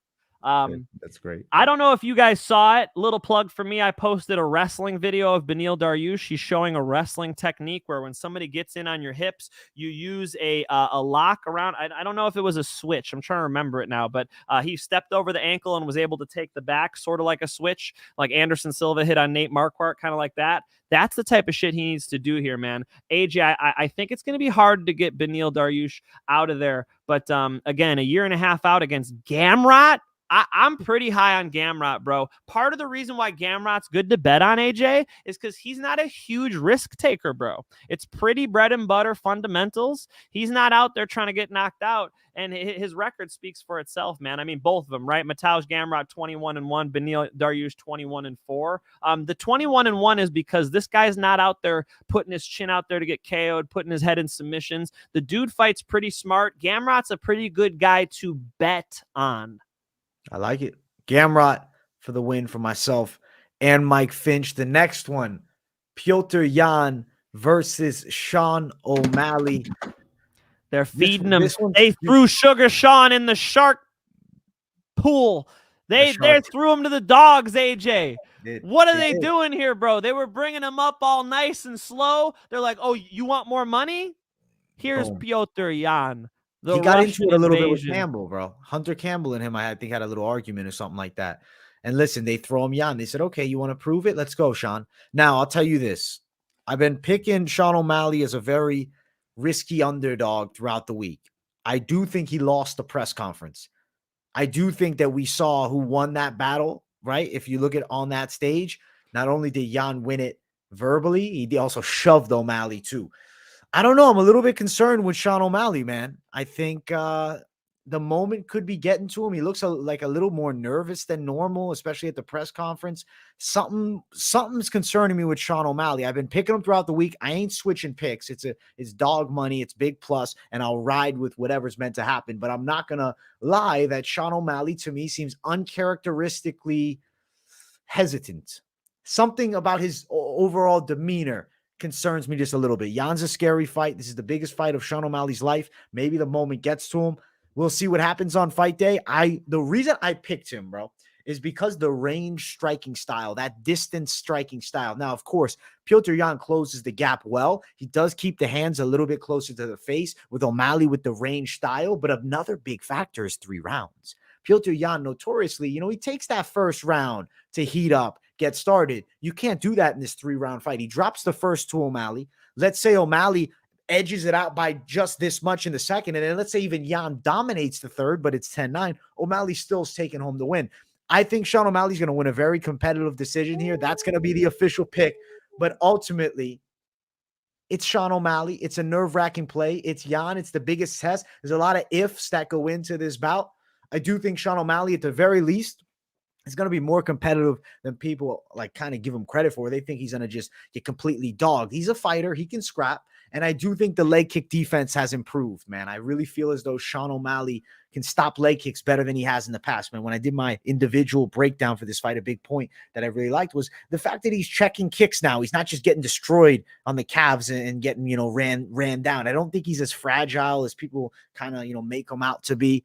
Does he have the one punch KO power that they make him out to? No, I don't think he hits as hard as they hype up. What I do think is he's a good combination puncher and he fights well from range and he moves really well. And I'd say he's a fucking good athlete too. But Petr Yan is a monster. This is the former champ.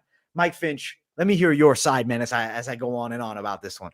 No, I love it. I actually think you had a great point there, which is about the kicks, because one of the big things that Petr Yan is going to need to do from range is kick those legs. Why? Because he's a foot shorter than Sugar Sean O'Malley. Sean O'Malley towers over him. So from range, he cannot punch Sugar Sean. So as Sugar Sean uses the big cage, that's something I want to bring into this, is that they're not at the apex where Petr could just kind of walk forward, hold his head, get in there and start working, right? They're in the big cage where he's going to have a football field to move around in, right? And that allows Sugar Sean to try to keep the fight in his domain, which is at distance, keep him at the end of the jab, start putting the other punches in there, get loose, start flowing, and try to box him up a little bit. You guys remember we had Oscar 13-2 pro on the show last week, and Oscar took a huge steaming shit on the boxing of Sugar Sean O'Malley, which was crazy to us, right? So I'm arguing with him. I decided to clip that. I put it on my story on Instagram. Who's the first person who saw that clip on my Instagram? It was Sugar Sean O'Malley up at 3 in the fucking morning. Holy shit. On his Instagram and saw that. So if Sugar Sean's up at 3 in the morning looking at my Instagram, I don't, hopefully it was somebody else on his Instagram, right? I just don't know, like you said, where his head's at for this fight, bro. O'Malley followed you on Instagram, Mike Finch? Does Sugar Sean follow me? It's a great question. He should. I feel like half of my followers are blue check marks, bro. I tagged Sugar Sean, so that's why he. Oh, okay. He would have seen it. Sean O'Malley. I got to go against you on this one, man. Fair. I think that Petr Yan is going to be able to get the fight where he needs it to be. I can't even get this going. I think Petr Yan is going to get the fight where he needs it to be. I think when he gets close to Sugar Sean, he dominates everything. I'm talking about the wrestling. I'm talking about the clinch work. I'm talking about the volume. I'm talking about the, championship experience of having these crazy fights across the world. He's in Abu Dhabi, right? This is new territory for Sugar Sean O'Malley. I think that Petr Yan is going to shine in this fight. Now, a couple things against Petr Yan. He's a 5-round fighter, AJ. Petr Yan is famous for not, turning it up early on. As Oscar told us, he's going to make that adjustment. I believe Oscar's right, but it is an adjustment, no doubt. He has to start faster. If Petr Yan starts faster in this fight, he can dominate this fight. One more thing I want to say. Petr Yan's style of keeping his hands up, his chin tucked, even his shoulders up a little bit, he hides behind there, is the polar opposite style from Sugar Sean O'Malley. So I think this fight is all about geography, guys. If Sugar Sean can keep the correct geography, move left, move right, never get backed up against that fence, that's his ticket to winning a decision in a boxing match. If anything else happens besides that, it's Petr Yan. I got to assume Petr Yan's going to cut him off well enough to get to him. I got to assume he's going to kick those legs a little bit, despite AJ, you recognizing the good checks, which I respect and is a big part of this fight. I got Petr Yan, dude. I think Yan is going to start dominating him as this fight goes on, man. Let's take Yan in a nice decision. Decision by Yan by Mike Finch. So he agrees the fight's going distance. What do you think about this, Mike Finch? Oh, over 1.5 takedowns. I thought he said rounds. Yeah, over, bro. I'm hoping to see Yan change levels quite a bit, actually. If Yan can get to wrestling a little more, that'll really make a big difference for him. So yeah, let's say Yan scores like 2 or 3 takedowns for sure. I do think though that they'll definitely bang it out on the feet. Both of them like to throw the punches a little bit. Both of them like to let their limbs go. And I could see Yan kind of walking him down a lot of this fight, just walking him down, cutting him off, man, like Mike Tyson used to do to everybody, right? Everybody's taller than Iron Mike Tyson. So what does he got to do? He's got to get his head off the center line. He's got to get in there and get in on you. That's what Petr Yan's going to do. I think he he gets it done. I don't think Sugar Sean's quite ready for a Petrosyan, though it's the Sugar Show, man. Come on. This is one of the rising prospects in the UFC, a guy who could be a real star. Here's his shot, bro. Here's his shot. Let's see what he does with it. Let's go. Listen, as far as the odds for this matchup, Sean O'Malley sitting at minus 275. Excuse me. I'm going crazy. Sean O'Malley's not minus 275. Petrosyan at minus 275, but O'Malley's going to look minus 275. Mike Finch, he's going to whoop on you. Petrosyan. Give me those odds, AJ. Sean Come on, man. My bookie. Dude, my bookie. Flip the odds for us. Give us, what are we doing? Where's this odds boost? We want Jan at plus 250. I think everybody's playing Jan at plus 250, man. I'm jumping on that. But listen, Jan's a strong favorite. O'Malley's in a game test, bro. We're going to find out what the Sugar Show can do. Maybe I'm crazy going against him. I've been crazy in the past, but you know what? I want to be crazy. I'd rather be crazy. You know what I'm saying? Let's go Sean O'Malley. Win decision for me. For Mike Finch, it's Petrosyan, but we will meet in the middle on Fight Goes Distance, which is sitting at minus 190. The over 2.5 at minus 210 also. So either of those, I think, are good plays. Phenomenal fight. I am going to love watching this thing. You know, I might sprinkle a little money on Gamrot. I might sprinkle a little money on Fiorot. With this one, I might just watch it, bro. Petrosyan is a much better mixed martial arts fighter, but I could see the way he ducks his head a little bit with Sugar Sean getting those looping long shots in there. It'll be interesting to see how this thing starts playing out, you know. I have no doubt in my mind that as this fight goes on, it'll start favoring Petrosyan, but maybe Sugar Show could steal one from him. It's going to be a fun one, guys. One of the fights I'm looking most forward to is definitely this one. A big marquee spotlight for the Sugar Show. Let's see how Sean O'Malley performs against the former champion. I talked about on this week's Best of MMA Bets O'Malley as a dog, but you saw the show. You heard what I said. I said It's like it's a bottom tier of the dog. So I'll be straight. That's a low confidence dog, Sean O'Malley. I'm riding with my guy, Sugar Show. But if you are going to bet it, I think bet intelligently on it. I don't think you attack this line hard. I think the over 2.5 is a smarter thing. If you go light on O'Malley, maybe you're throwing half a unit type thing like that. Like on the low side, keep it more on the low. Don't go nuts with Sugar Show and risk it all on him. There's better bets to make, even though the odds are juicy. I know some people that were talking about, yo, I'm going to throw O'Malley in my parlay. It's going to give me great odds. I'm like, listen, bro, if you want to sprinkle O'Malley, but don't ride the whole card up. You're winning each of the ones, and then it comes to O'Malley to cash out, and then he ends up blowing it for you. It's a risky dog attack. You'd be better off just money lining. Couple fun comments. Let's do this. Let's go, champ. Serial Chiller. Are you watching that Jeffrey Dahmer documentary? Go two more down, brother. Didn't even drop Moitino. Fair point, although I think Moitino's head is made out of titanium. I don't know. Maybe there's I was going to call him stupid. Maybe there's not a lot of brains up there in that skull. I don't know what's going on, bro. I don't know what's going on. All I'm saying is the dude could eat some sandwiches, bro. And he got fed that night. So Sugar Show definitely has a little bit of pop, guys. I wouldn't say he has no power, but it's fair. He's no Francis Ngannou. Going down on that, who in the top 10 does Sugar beat? Well, I got the top 10 right in front of me. Number 1 is Petrosyan, right? So I just picked against him there. I think him and TJ Dillashaw is interesting. It depends on if he could defend the takedown against TJ. Muradov, all right, tough fight for him. Corey Sandhagen, I said I think he's a better boxer than Corey Sandhagen. It's just Corey's better at other stuff. So that's an interesting one. Competitive fight. Marlon Chito Vera in a rematch. I think it's close. It's competitive. I mean, Marlon beat him. We got to give him credit. Rob Font, dude. I'll take Sugar Show over Rob Font. Dominic Cruz, 50-50. Pedro Munoz, I'll take him over Pedro Munoz. Song Yadong, I'll take him over Song Yadong. Ricky Simone. So I would say Sugar Sean's like number 5 in the division. Listen, that's big respect to the Sugar Show. Can't doubt Sean O'Malley, but ultimately I understand your side on Jan. Mike Finch, this is a great fight. It's a great featured bout of the night. I can't wait to see what goes down because this is the big test for O'Malley. Let's see. Can he get past Jan? Promised is the winner of this fight is fighting the winner of our next matchup, which is between Aljamain Sterling and TJ Dillashaw. It is for the Bantamweight Championship. TJ Dillashaw, former champ. He gets another shot at glory here to get his belt back. Interesting, right? That, only one win needed. Granted, it was against a top guy. Right back in the conversation after, popping for EPO, which necessarily isn't the, the best look for a martial artist to pop for something like that. He fights Aljamain Sterling. To me, Sterling has come into his prime, bro. What do you think about this matchup, Mike Finch? Give me the breakdown.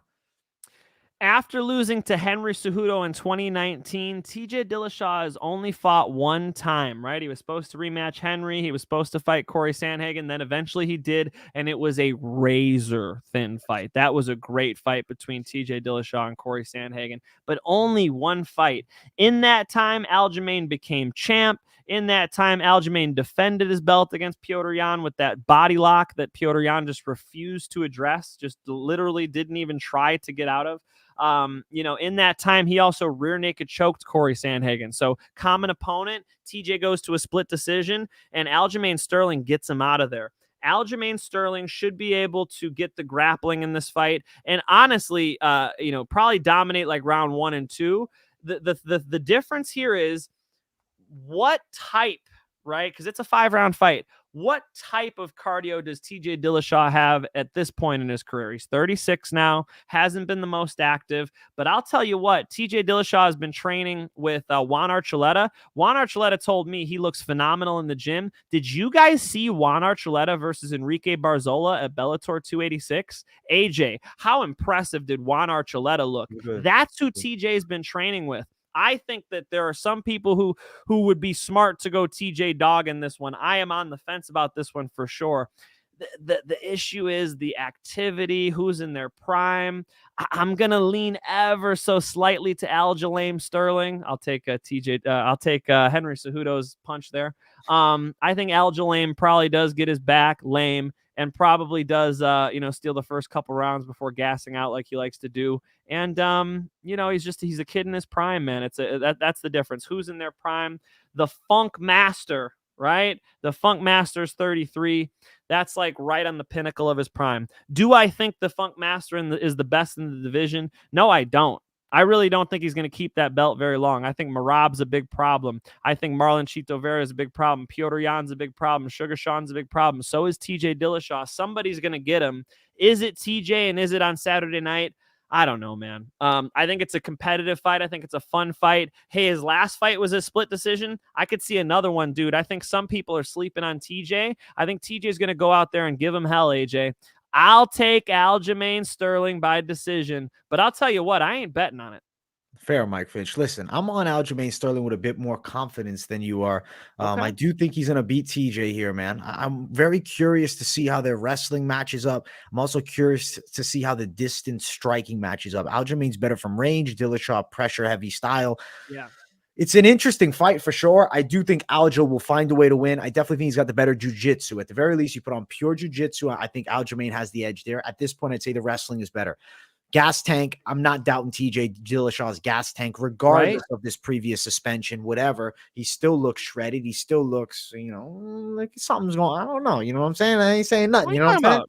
See, look, it's something, bro. I seen some pictures, bro. No, listen, I seen in the Discord, bro. People sent in some shit. There's some sus Dillashaw pics of the abdomen region. That's all I'm saying. I ain't saying nothing else. But as far as this fight, that doesn't matter. We're putting TJ Dillashaw from what we've seen versus Aljo. I'll take Aljo to win a decision. Now, I talked about it. Win by submission, and I put that nice little smoke little effect with plus 420. Hey, that was dope. Hey, that was sick, right? Yeah. The people love it. The people. Bro, I was watching at home like, oh shit. Let's go. Listen, I'm not telling you guys go throw money on Aljamain by submission, but if you want to, it's a wide line, plus 420. Maybe. It's a maybe. Ultimately, I think Aljamain wins. Aljamain Sterling money line is minus 180. TJ Dillashaw is plus 140. I have to go with the momentum side of Sterling. I have to go with, in my opinion, the prime of Sterling. And ultimately, people can argue either side. It was a very close fight, Sandhagen and Dillashaw. Dillashaw could have lost that fight on a very close decision. We'd be looking at a whole different contender. Granted, styles make fights. Totally different fight. I still think Sterling's going to win it. I'm riding with the prime Aljamain Sterling by a decision. I say he gets it done, man. But yeah, I'm interested to see how the striking matches up. It's going to be interesting, man. I do think Sterling's striking actually looked pretty good against Petrosyan.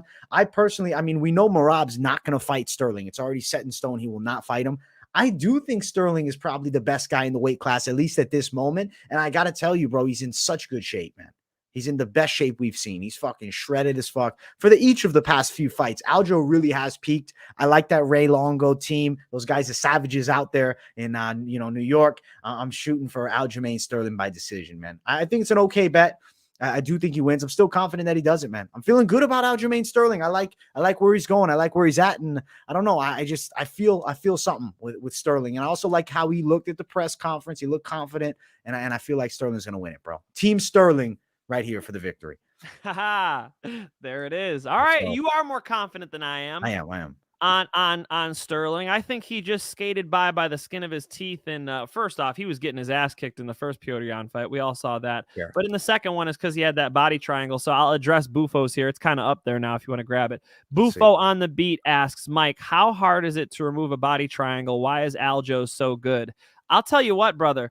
I really actually am criticizing Petrosyan here because I don't think Aljo's is so good. I think that Petrosyan literally just did not address it. When somebody has a body triangle on you, they're putting their foot right underneath their leg. I can't even do it with my arms. They're putting their foot underneath their leg, right? And they're keeping their foot strong here. If it's on the toes, it's pretty easy to get out. But his was pretty strong, pretty technical body triangle. So what you want to do is you want to turn your hips on the side of the lock.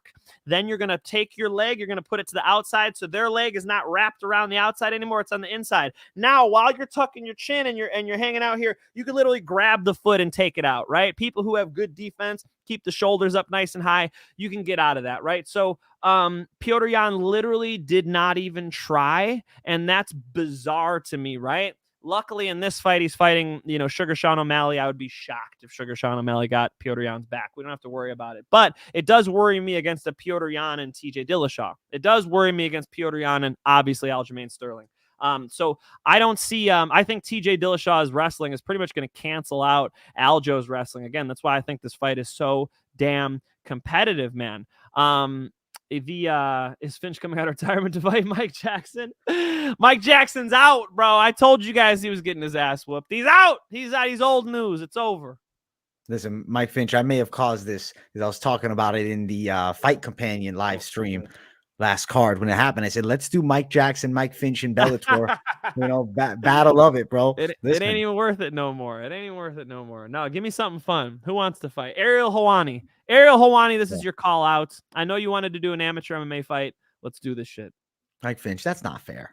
Is it? Ah, shit. Come on, Mike Finch. That's not fair. We need a guy that at least has a little experience, man. You got the 4, man. The 5, actually. You got the 5. 5 is a lot of matches, man. You got more experience than fucking Mike Jackson does in MMA. Yeah, true. But the money's not there anymore. He's out of the UFC. Like, is that official? I think if it's in the UFC, I'll take it. Fair. You're not doing it in Bellator, first fight of the night? I've thought about fighting in Bellator. The Oscar brothers, like Asif Oscars fought in Bellator and whatnot. And it was definitely going to be my first. If I was going to keep going, my next fight would have been a Bellator prelim. But here I am talking to you, bro. Come on, man. We're doing this for the Mike people. Jackson's giving us big money. Listen, Mike Finch will take the fight for $50K at Bellator. Let's go. We'll bring the eyes in. Done. I live in Huntington Beach, California, bro. I need $50K. Jesus, bro. Trying to get a house out here, dog. Everything's $2 million. Yes, $50K. I'm in. Let's do this shit, Mike Jackson. Let's go. Mike Jackson, $50K. Let's put up the money. Let's make it happen. And let's get to the main event. Guys, it's Charles Oliveira, Islam Makhachev. But before we break it down, before we do it, smash that like button. And if you're brand new to the channel, subscribe. I'm literally just 2 subscribers away from 10,500 subs. And I know there's some people lingering that haven't hit that subscribe button yet. I'm talking to you. Smash that subscribe button. And the like video. Smash them both. Show and some drop love. a W in the comments. Yes, definitely drop that W in the comments. Stay tuned here. Moneyline every Thursday. And I'm dropping content on the channel every day of the week. So you want to keep it locked in here at MMA Experts. Mike, let's talk this fight. Charles Oliveira, Islam Makhachev. Incredible matchup. Best lightweight fight maybe ever. Makhachev is supposed to be better than Khabib Nurmagomedov. That's what they're saying. Charles Oliveira, people are saying with the win here, is the GOAT in the lightweight division. This is a crazy fight for me. Islam Makhachev's wrestling is a big factor here, and I also like the southpaw stance. That's another big factor. Oliveira, I think, struggles with an overhand left. I think Makhachev might be able to land it. But Mike Finch, tell me what you're thinking about this fight. Where you at? Where you leaning? Who do you got? What's the breakdown, brother? I love this matchup. Charles Oliveira on the top of his game. You hear Islam Makhachev low-key talking some shit. You hear Islam Makhachev saying, to DC, what did he say? He's like, this guy has 8 losses, brother. This is embarrassing that this is the champion of my division. That's not the guy you're fighting, Islam. I got news for you. You're fighting the guy who came out against Justin Gaethje, backed Justin Gaethje up, beat his ass, dropped him, and submitted him. Even Justin Gaethje was like, I'm uncomfortable. This is not cool. Justin Gaethje, Mr. Savage Justin Gaethje, right? Broke, quit after calling Charles Oliveira a quitter the whole time, ends up quitting in a couple minutes. He's the guy who dropped Michael Chandler, right? This is the Charles Oliveira we're getting right now is a totally different guy than the one who lost previously. So that's the one that Islam Makhachev is about to see. An absolute finisher, a guy with way more weapons. I liked listening to Coach Javier Mendez. Coach Javier Mendez said in an interview that Islam is better than Khabib because he's the complete package. He made a point that Islam Makhachev can kick and that Khabib Nurmagomedov wasn't really good at kicking, didn't really trust his kicks, wasn't a complete mixed martial artist.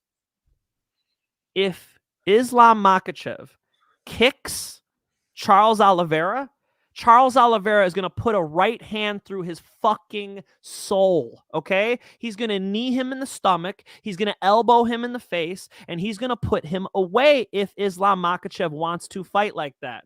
Coach Hav, please tell me you guys are not coaching Islam Makhachev to go out there and throw leg kicks on Charles Oliveira. You should not kick Charles Oliveira one time. Islam Makhachev should do what he's been doing in his last couple fights. Go out there like a deer in headlights when he's on the feet. He don't want nothing to do with the smoke on the feet. Then get on the ground, and then he's dominant. If Islam Makhachev gets on top in this fight, that's where I think people don't quite understand what they're looking at. But Mike, he's going to get submitted. He's in this nasty guard. This is not Tony Ferguson. This is nobody that Charles Oliveira has fought before.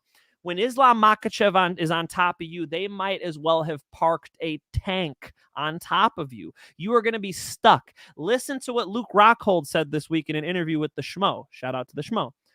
He said that when he would grapple with Islam, he felt like it was another middleweight. It does not feel like a guy who can make 155 pounds. That's what I'm talking about. When he pins Charles Oliveira down, he is going to slowly suck away his soul. His energy bar is just going to be drained like you left the light on your phone. He is going to absolutely maul Charles Oliveira as this fight goes on. If he could just get to that top position, get that half guard, and do work here. What we need to see from Charles Oliveira is do Bronx, let your stuff go. And AJ, what has he been doing? He's been on the gas pedal like crazy. So if he comes out like he did against Justin Gaethje just in his last fight, and he does that to Islam, that's where Charles Oliveira wins this fight. That's how he finds a knockout. That's how he even finds a submission. Coming forward, boom, he's keeping his hands up. He walks down. Charles Oliveira puts himself right in the fire.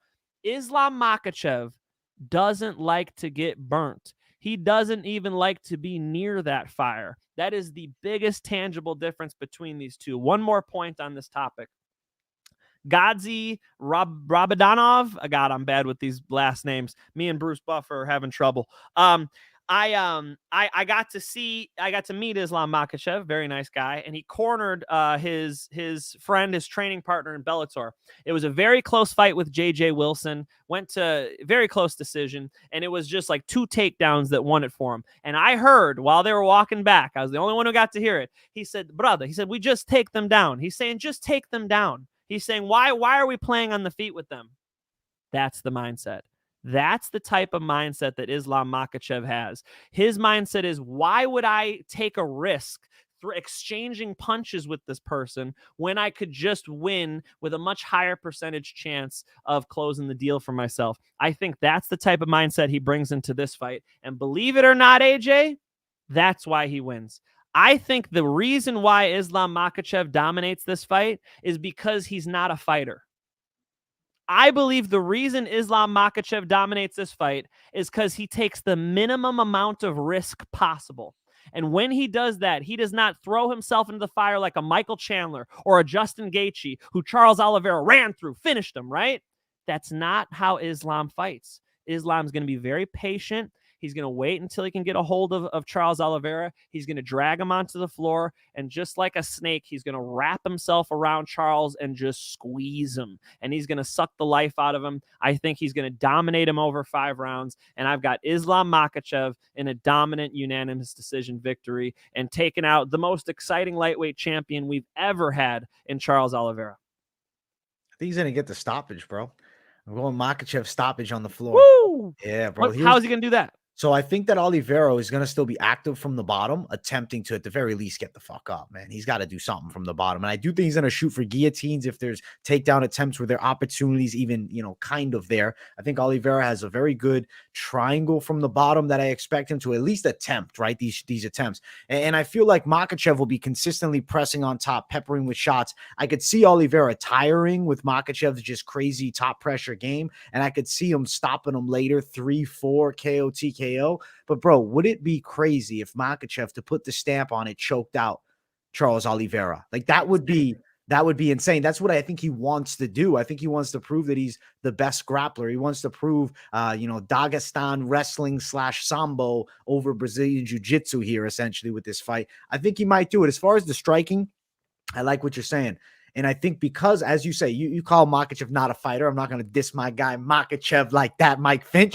Don't tell him. Don't tell him. Because he's patient, because he's a guy. I get what you're essentially saying, though, just with less flair, I'm going to say. Because he's more of a safety-first fighter, because he's going to let Charles Oliveira more so try to come to him. He's going to try to press. Oliveira will try to press him probably with shots. I do see Makhachev looking to clinch up. I do think there's a possibility they end up against the cage with Makhachev working from there. He definitely's got to slow the pace down. Now, one thing that I will say, if Oliveira gets crazy, and let's say he does get caught on the feet, Makhachev will follow up. Unlike any of the previous opponents as of recent, for the most part, Oliveira has faced. He hasn't fought a guy that if he stuns him, he follows up. But Oliveira gets hurt in every fight. Now, Makhachev also doesn't have the striking style or really abilities nor the knockout power of a Gaethje, of a Michael Chandler, of a Dustin Poirier. What he does have is that southpaw stance.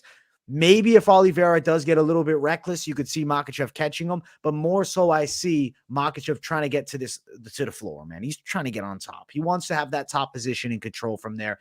Even if he strikes a little bit, it's going to be with the mindset of let's get this fight to the mat. If Makhachev is unable to get this fight to the floor, I do think he could be in some serious trouble because Oliveira, as you said, man, nasty with every strike standing up. He's an extremely good stand-up fighter. And Charles Oliveira also has that X factor of he's on this fucking tremendous championship run, weathering all this adversity. Now, granted, he's not the champ anymore because of the weight, whatever.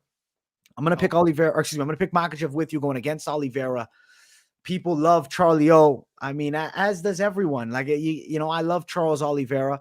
Pre-study, pre-official breakdown, I was leaning Charlie Olives, but I can't pick against Makhachev, man, because I do believe he's going to control where the fight takes place. And I also feel as though he can kind of control the pace of the matchup, threatening with takedown attempts. And it's hard for me to see a guillotine at this high of a level. Dustin Poirier has a great guillotine. He shot for it on Khabib. It lost him the fight. I could see Oliveira gassing, shooting for a guillotine too. Makhachev for the win. For those of you who watched Charles Oliveira's open workout, he was jumping guillotines during that workout. I didn't like seeing that, dude. Charles, don't jump a guillotine, brother. I say that and watch Charles snatches a guillotine up. The issue with jumping the guillotine is you give up such positioning. AJ, this is why I disagree with you on the finish, because when you're trying to stand up under Islam Makhachev, that's when he's going to catch a neck, right? Charles Oliveira is not going to like go to his hands and stand up like Michael Chandler does. That's not what he's going to do. He's going to stay facing him. It's going to be very difficult to strangle Charles Oliveira. If anything, I think like another Kimura or something like that would be more possible than a choke. Because Charles Oliveira is not going to give his back to Islam Makhachev, or at least easily anyway. He's going to have to tire him out, like you said, and I think it's going to be a tall task.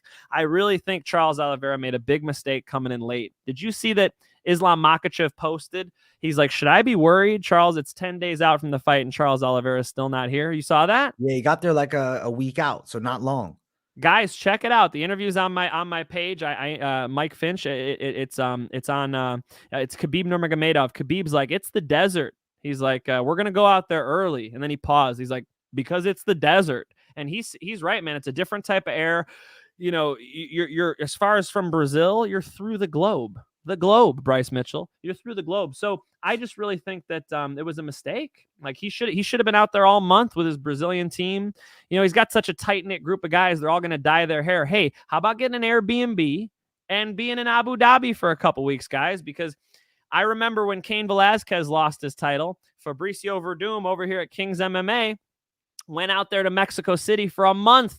He took his team with him, and he beat the shit out of Cain Velasquez because Mexico City is high elevation, but it's also because you just get accustomed to these crazy places, and Abu Dhabi is one of those crazy places, man. That is a place that you want to leave too early. Just another reason why Charles Oliveira is going to get tired before Islam Makhachev in this fight. I think that the less Islam Makhachev does, the better. He should fight very patiently. I already saw some of you in the comments are like, damn it, he's not going to be as fun of a champion. Probably true. He said that Charles Oliveira needs to learn some English to be a better champion. Did you hear that shit, AJ? He's like, you don't even know how to speak English, brother. Like, all right, Islam, you could barely speak English, dog. Like, you know, calm down, Islam. It's not like you're fire on the mic, bro. You're not exactly McGregor. But I do appreciate, of course, the hard effort it is to learn English. I speak one language, so I can't talk any shit, right? But it's just funny to hear him criticize the champ like that. Guys, Islam Makhachev should dominate this fight. The reason why is because he's not aggressive like Chandler and Gaethje and even Tony Ferguson. It's not that type of fight. This is going to be a patient Islam Makhachev. And I think a patient Islam Makhachev wins all 5 rounds here, man. Patient Islam Makhachev. I like that, man. Even though I'm leaning stoppage, I guess the desert thing, though, do you think there's a chance that could cause the stoppage too? Yes, but it's very difficult to tire Charles out, and on top of that, like getting a submission for Islam. The only thing I see, just because Islam is so much physically stronger, is that Kimura, right? In jiu-jitsu, they call it a double wrist lock. You grab their wrist and then you come around and you grab your own wrist. When I have that, it's like my core strength. It's very like a wrestler is good at that, right? So something like that would make more sense. I think Justin Gaethje could not have been further off. I think Charles is not a quitter. I think Charles as a champion is going to let his arm break like Nogueira did before he taps. No. Although Islam has finished his last 4 fights, brother, I got to say that this thing goes to a decision because the guy who's better at submission grappling, it's hard to say. I was going to say Charles Oliveira, but the wrestling really does pay a lot of dividends, and in a mixed martial arts fight, it'll be the difference. Let's go, champ. Let's go. As far as the odds, and they are presented to you by my bookie. Shout out to my bookie. Promo code Moneyline. Moneyline. Do it. Run over there to my bookie and throw down. Islam Makhachev is my pick, as is Mike Finch's pick. -175 for Makhachev over at my bookie. That's a very good tag. That's an extremely good tag for Makhachev, in my opinion. Charles Oliveira +135. I think Makhachev is very live. I like the chances of him getting the win here. I think it's high likelihood that he does it. And I also will bring up some intangibles. I feel as though you look at the press conference. I don't know, man. I think Makhachev won that battle at the press conference. It seemed like he had Charles just a little bit frustrated. I could almost see it in his eyes. Something was changing, man. He's confident, AJ. Frustrated, really? Charles sounds reasonable this What'd you week, think of the press conference, Finch? I thought I liked them going back and forth a little bit. Nice. I think Charles has a little bit of a healthy ego now, now that he's champ, the champion has a name, AJ. It's Islam Makhachev after Saturday. Oh, shit. Now, listen. Oh, shit. Makhachev to win by decision. Mike Finch officially picked it. It's +435. I'm leaning the fight ending inside of the distance. That's +100. If you go crazy with Finch here, +435, that's a crazy line. Listen, Makhachev KO TKO +350, maybe more likely than a sub, but I do think there is a chance Makhachev is going to try to lock up a sub. That's +200, just to read out some of the odds for you guys. But Mike Finch, can we talk about something?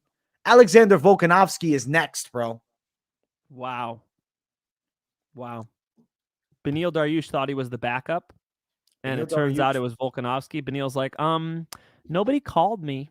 Nobody let me know. They didn't give Beneil that respect, bro. The win over Tony Ferguson isn't enough for a title shot or a backup spot. Volkanovski's the guy to have in that backup spot, and he's fighting for the belt next, confirmed at lightweight. The winner of this fight is probably fighting in Australia against Volk. I love the fights. Can we just early pick matchups? We'll see on Saturday what happens. Makhachev versus Volkanovski. Mike Finch, what do you think? Go ahead. I think Makhachev beats Volk. I think Oliveira and Volk. It's hard. Good fight. That's a fun one. But like, dude, Volkanovski, I actually think Volkanovski is one of the greatest fighters of all time. I just think he's really undersized for lightweight. I think Islam Makhachev smushes Volkanovski. He makes him look so human, bro. You know what I like about that matchup is I think Volk will kick the shit out of him, like kick his calves, kick his legs. Volk's a lot quicker. Volk's definitely hard to take down. When a guy's short like that, for those of you guys who haven't wrestled, when you get like a short, compact wrestler, it's so hard to get underneath them for double leg takedowns. It's like damn near impossible. You start having to do like front headlock snap downs, slide bys, duck unders, arm drags.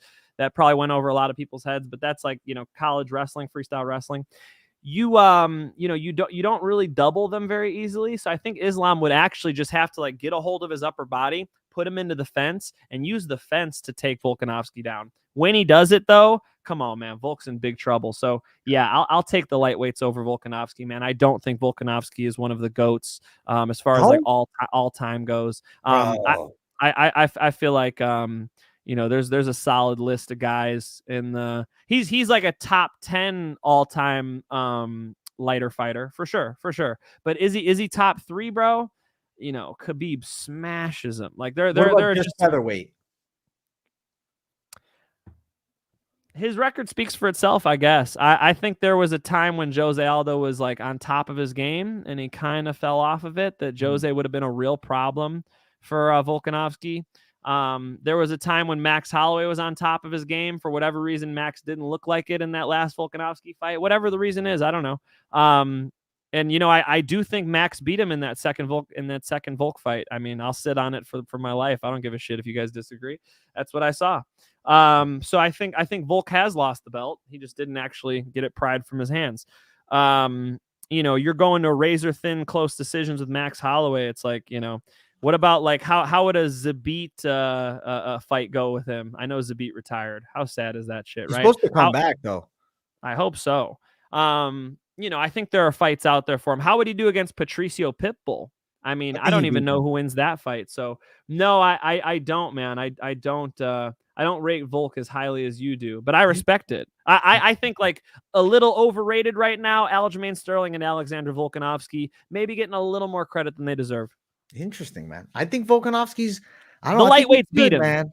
The lightweights do beat him though, which is okay. It definitely hurts his claim to GOAT status, especially if Mike Finch already don't have him near there. He ain't never gonna be there. He's gonna, how Volk is gonna get GOAT status if he hits 10 title defenses at 145 pounds, man. But I don't know, man. I think he's jumping up, and I think that his hope is he wins the lightweight belt, maybe defends it once, and then he can ride off into the sunset. But ultimately, I don't think either of these guys are wins for Volkanovski. I gotta just laugh. My guy's making me laugh over here, bro. I gotta laugh at this fucking shit, man. This guy cracks me up, bro. I have to bring this shit up, man. I've seen him comment about 20 times, man. So let me shout out my guy who came in as a hater but turned into a fan, bro. So I'm glad to see it. Came in as a hater. Yes, you sir. Turned him over, bro. You turned him around, AJ. Bro, I feel like it's hard to really dislike me that much, bro. Come on, Finch. Come on, guys. Yeah. Come on. It's all love over here. You guys know. Exactly. You guys know. Let's go. You ready Finch. to do some locks and parlays, bro? I am, Mike Finch. Let's jump to the lock of the night set. Lock of the night for this card, Mike Finch. I'd rather you go first, man. And it's brought to you by, of course, my bookie. Promo code Moneyline. Mike Finch, what do you think? Sorry, Beneil. I think the best lock to go with is Mateusz Gamrot. Mateusz Gamrot is a phenomenal wrestler. He's in season right now, as to where Beneil's kind of, coming off of a little bit of a layoff there. He didn't get that Islam Makhachev fight he wanted due to injury. And, Gamrot should be able to dominate this fight. I don't see why he has much trouble with Beneil. Beneil is extremely dangerous, which is a problem. If you want a less dangerous fight, that Manon Fiorot fight looks like she'll definitely, close that thing out. But, as far as the odds being pretty tight and everything, I like Gamrot over Beneil Dariush, man. I got to say that Gamrot gets that decision. I say it with sorrow because I absolutely love King's MMA and I love Beneil Dariush. Mateusz Gamrot wins this fight. Mike Finch's lock is Mateusz Gamrot. I am going to lock up Islam Makhachev in the main event, which is the most controversial lock. This week's best MMA bets, I dropped it so the people already knew it was coming, and it's coming with a fucking vengeance on Saturday night. Lock of the night, we're going Makhachev. As far as the lines, me and Finch both, I think, are giving some good lines for these locks. You got minus 190 for Mateusz Gamrot, minus 175 for Islam Makhachev. If you're considering throwing down, run over to my bookie with that promo code Moneyline and help you boys out. Let's jump to the next one, though. It's parlays. Mike Finch, what are you thinking with parlays here for this card? Like, you got $100 and you need a parlay, and I need it to cash, Mike Finch. What are you doing? What are you doing?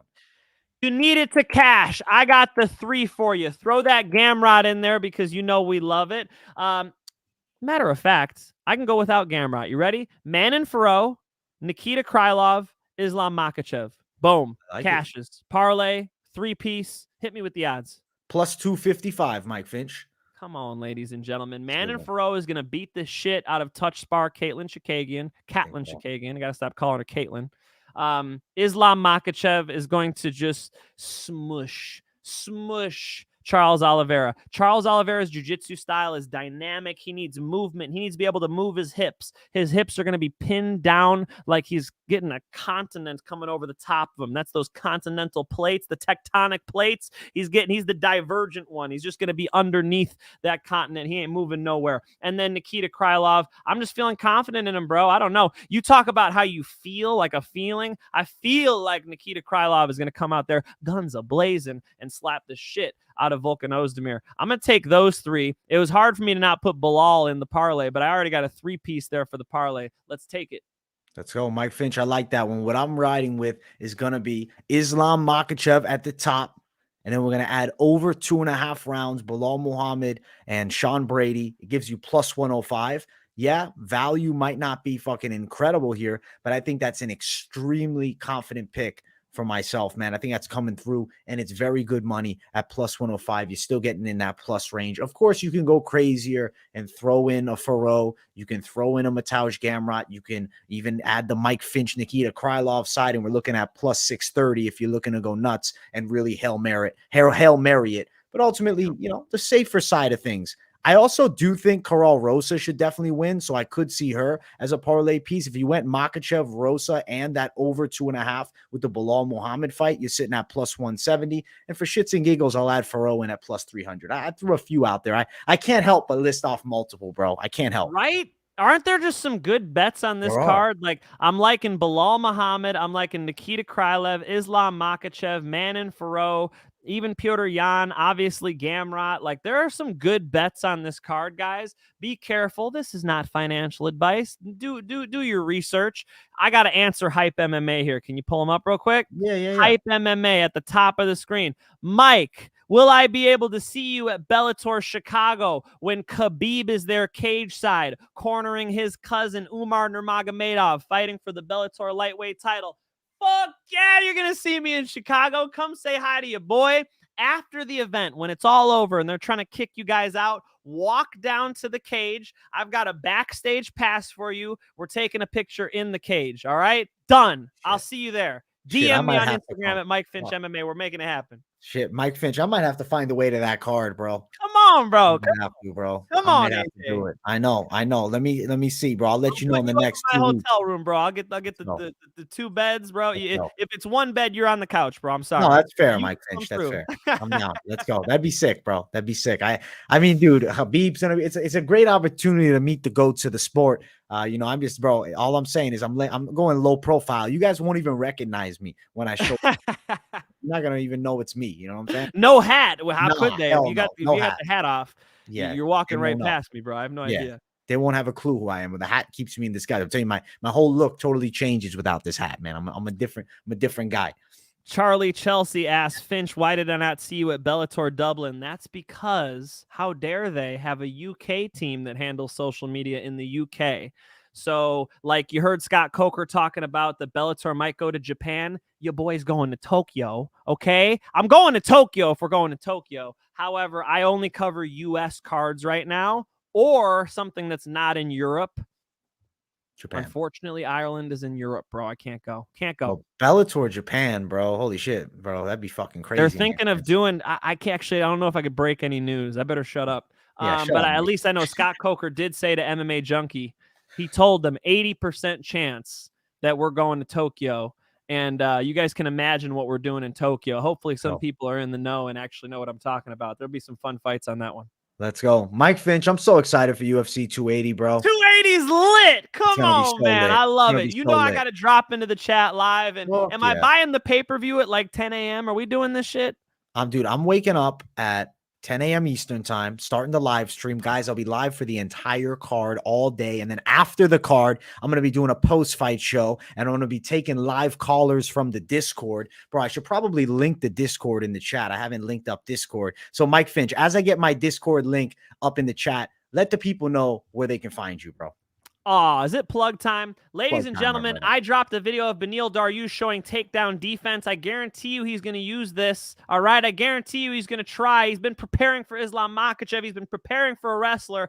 You guys could check out some of that exclusive content. That's at youtube.com/Mike Finch, The Mike Finch Show. Oh, shit. Just like that sign. Mike Finch MMA on Instagram. Mike Finch MMA on TikTok. Huh? Yeah. I'm not a big TikTok fan. I don't like giving all my data to China, the Communist Party of China. However, okay, I got to be on there because I saw AJ was on there killing it with the videos. I got jealous. How am I going to let AJ just do the party? I haven't even been doing it anymore, bro. My TikTok is like right now. Fell off? It's not falling off yet, but I haven't been posting, bro. I've been sticking with the YouTube, bro. YouTube is my shit, bro. YouTube is my shit.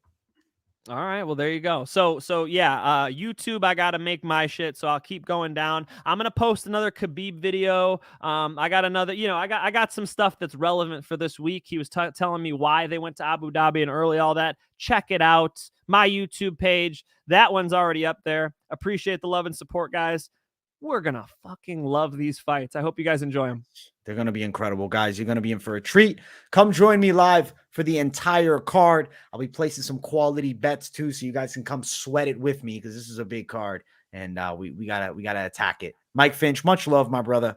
People, thank you all so much. Smash the likes if you haven't yet. Let's subscribe to the channel. Let me see what I'm sitting at. Did we hit the subscriber goal on the live stream? Yes, we did. We passed promo code Moneyline. Do it. My brookie promo code Moneyline. Go sign up, guys. Thank you for over 10,500 subs. If you're new, subscribe, smash the likes. Big things coming for the channel. So stay tuned here with myself and my brother, Mike Finch. Thank you guys so much. You guys are the best. And I will see you all on Saturday. Peace, everyone.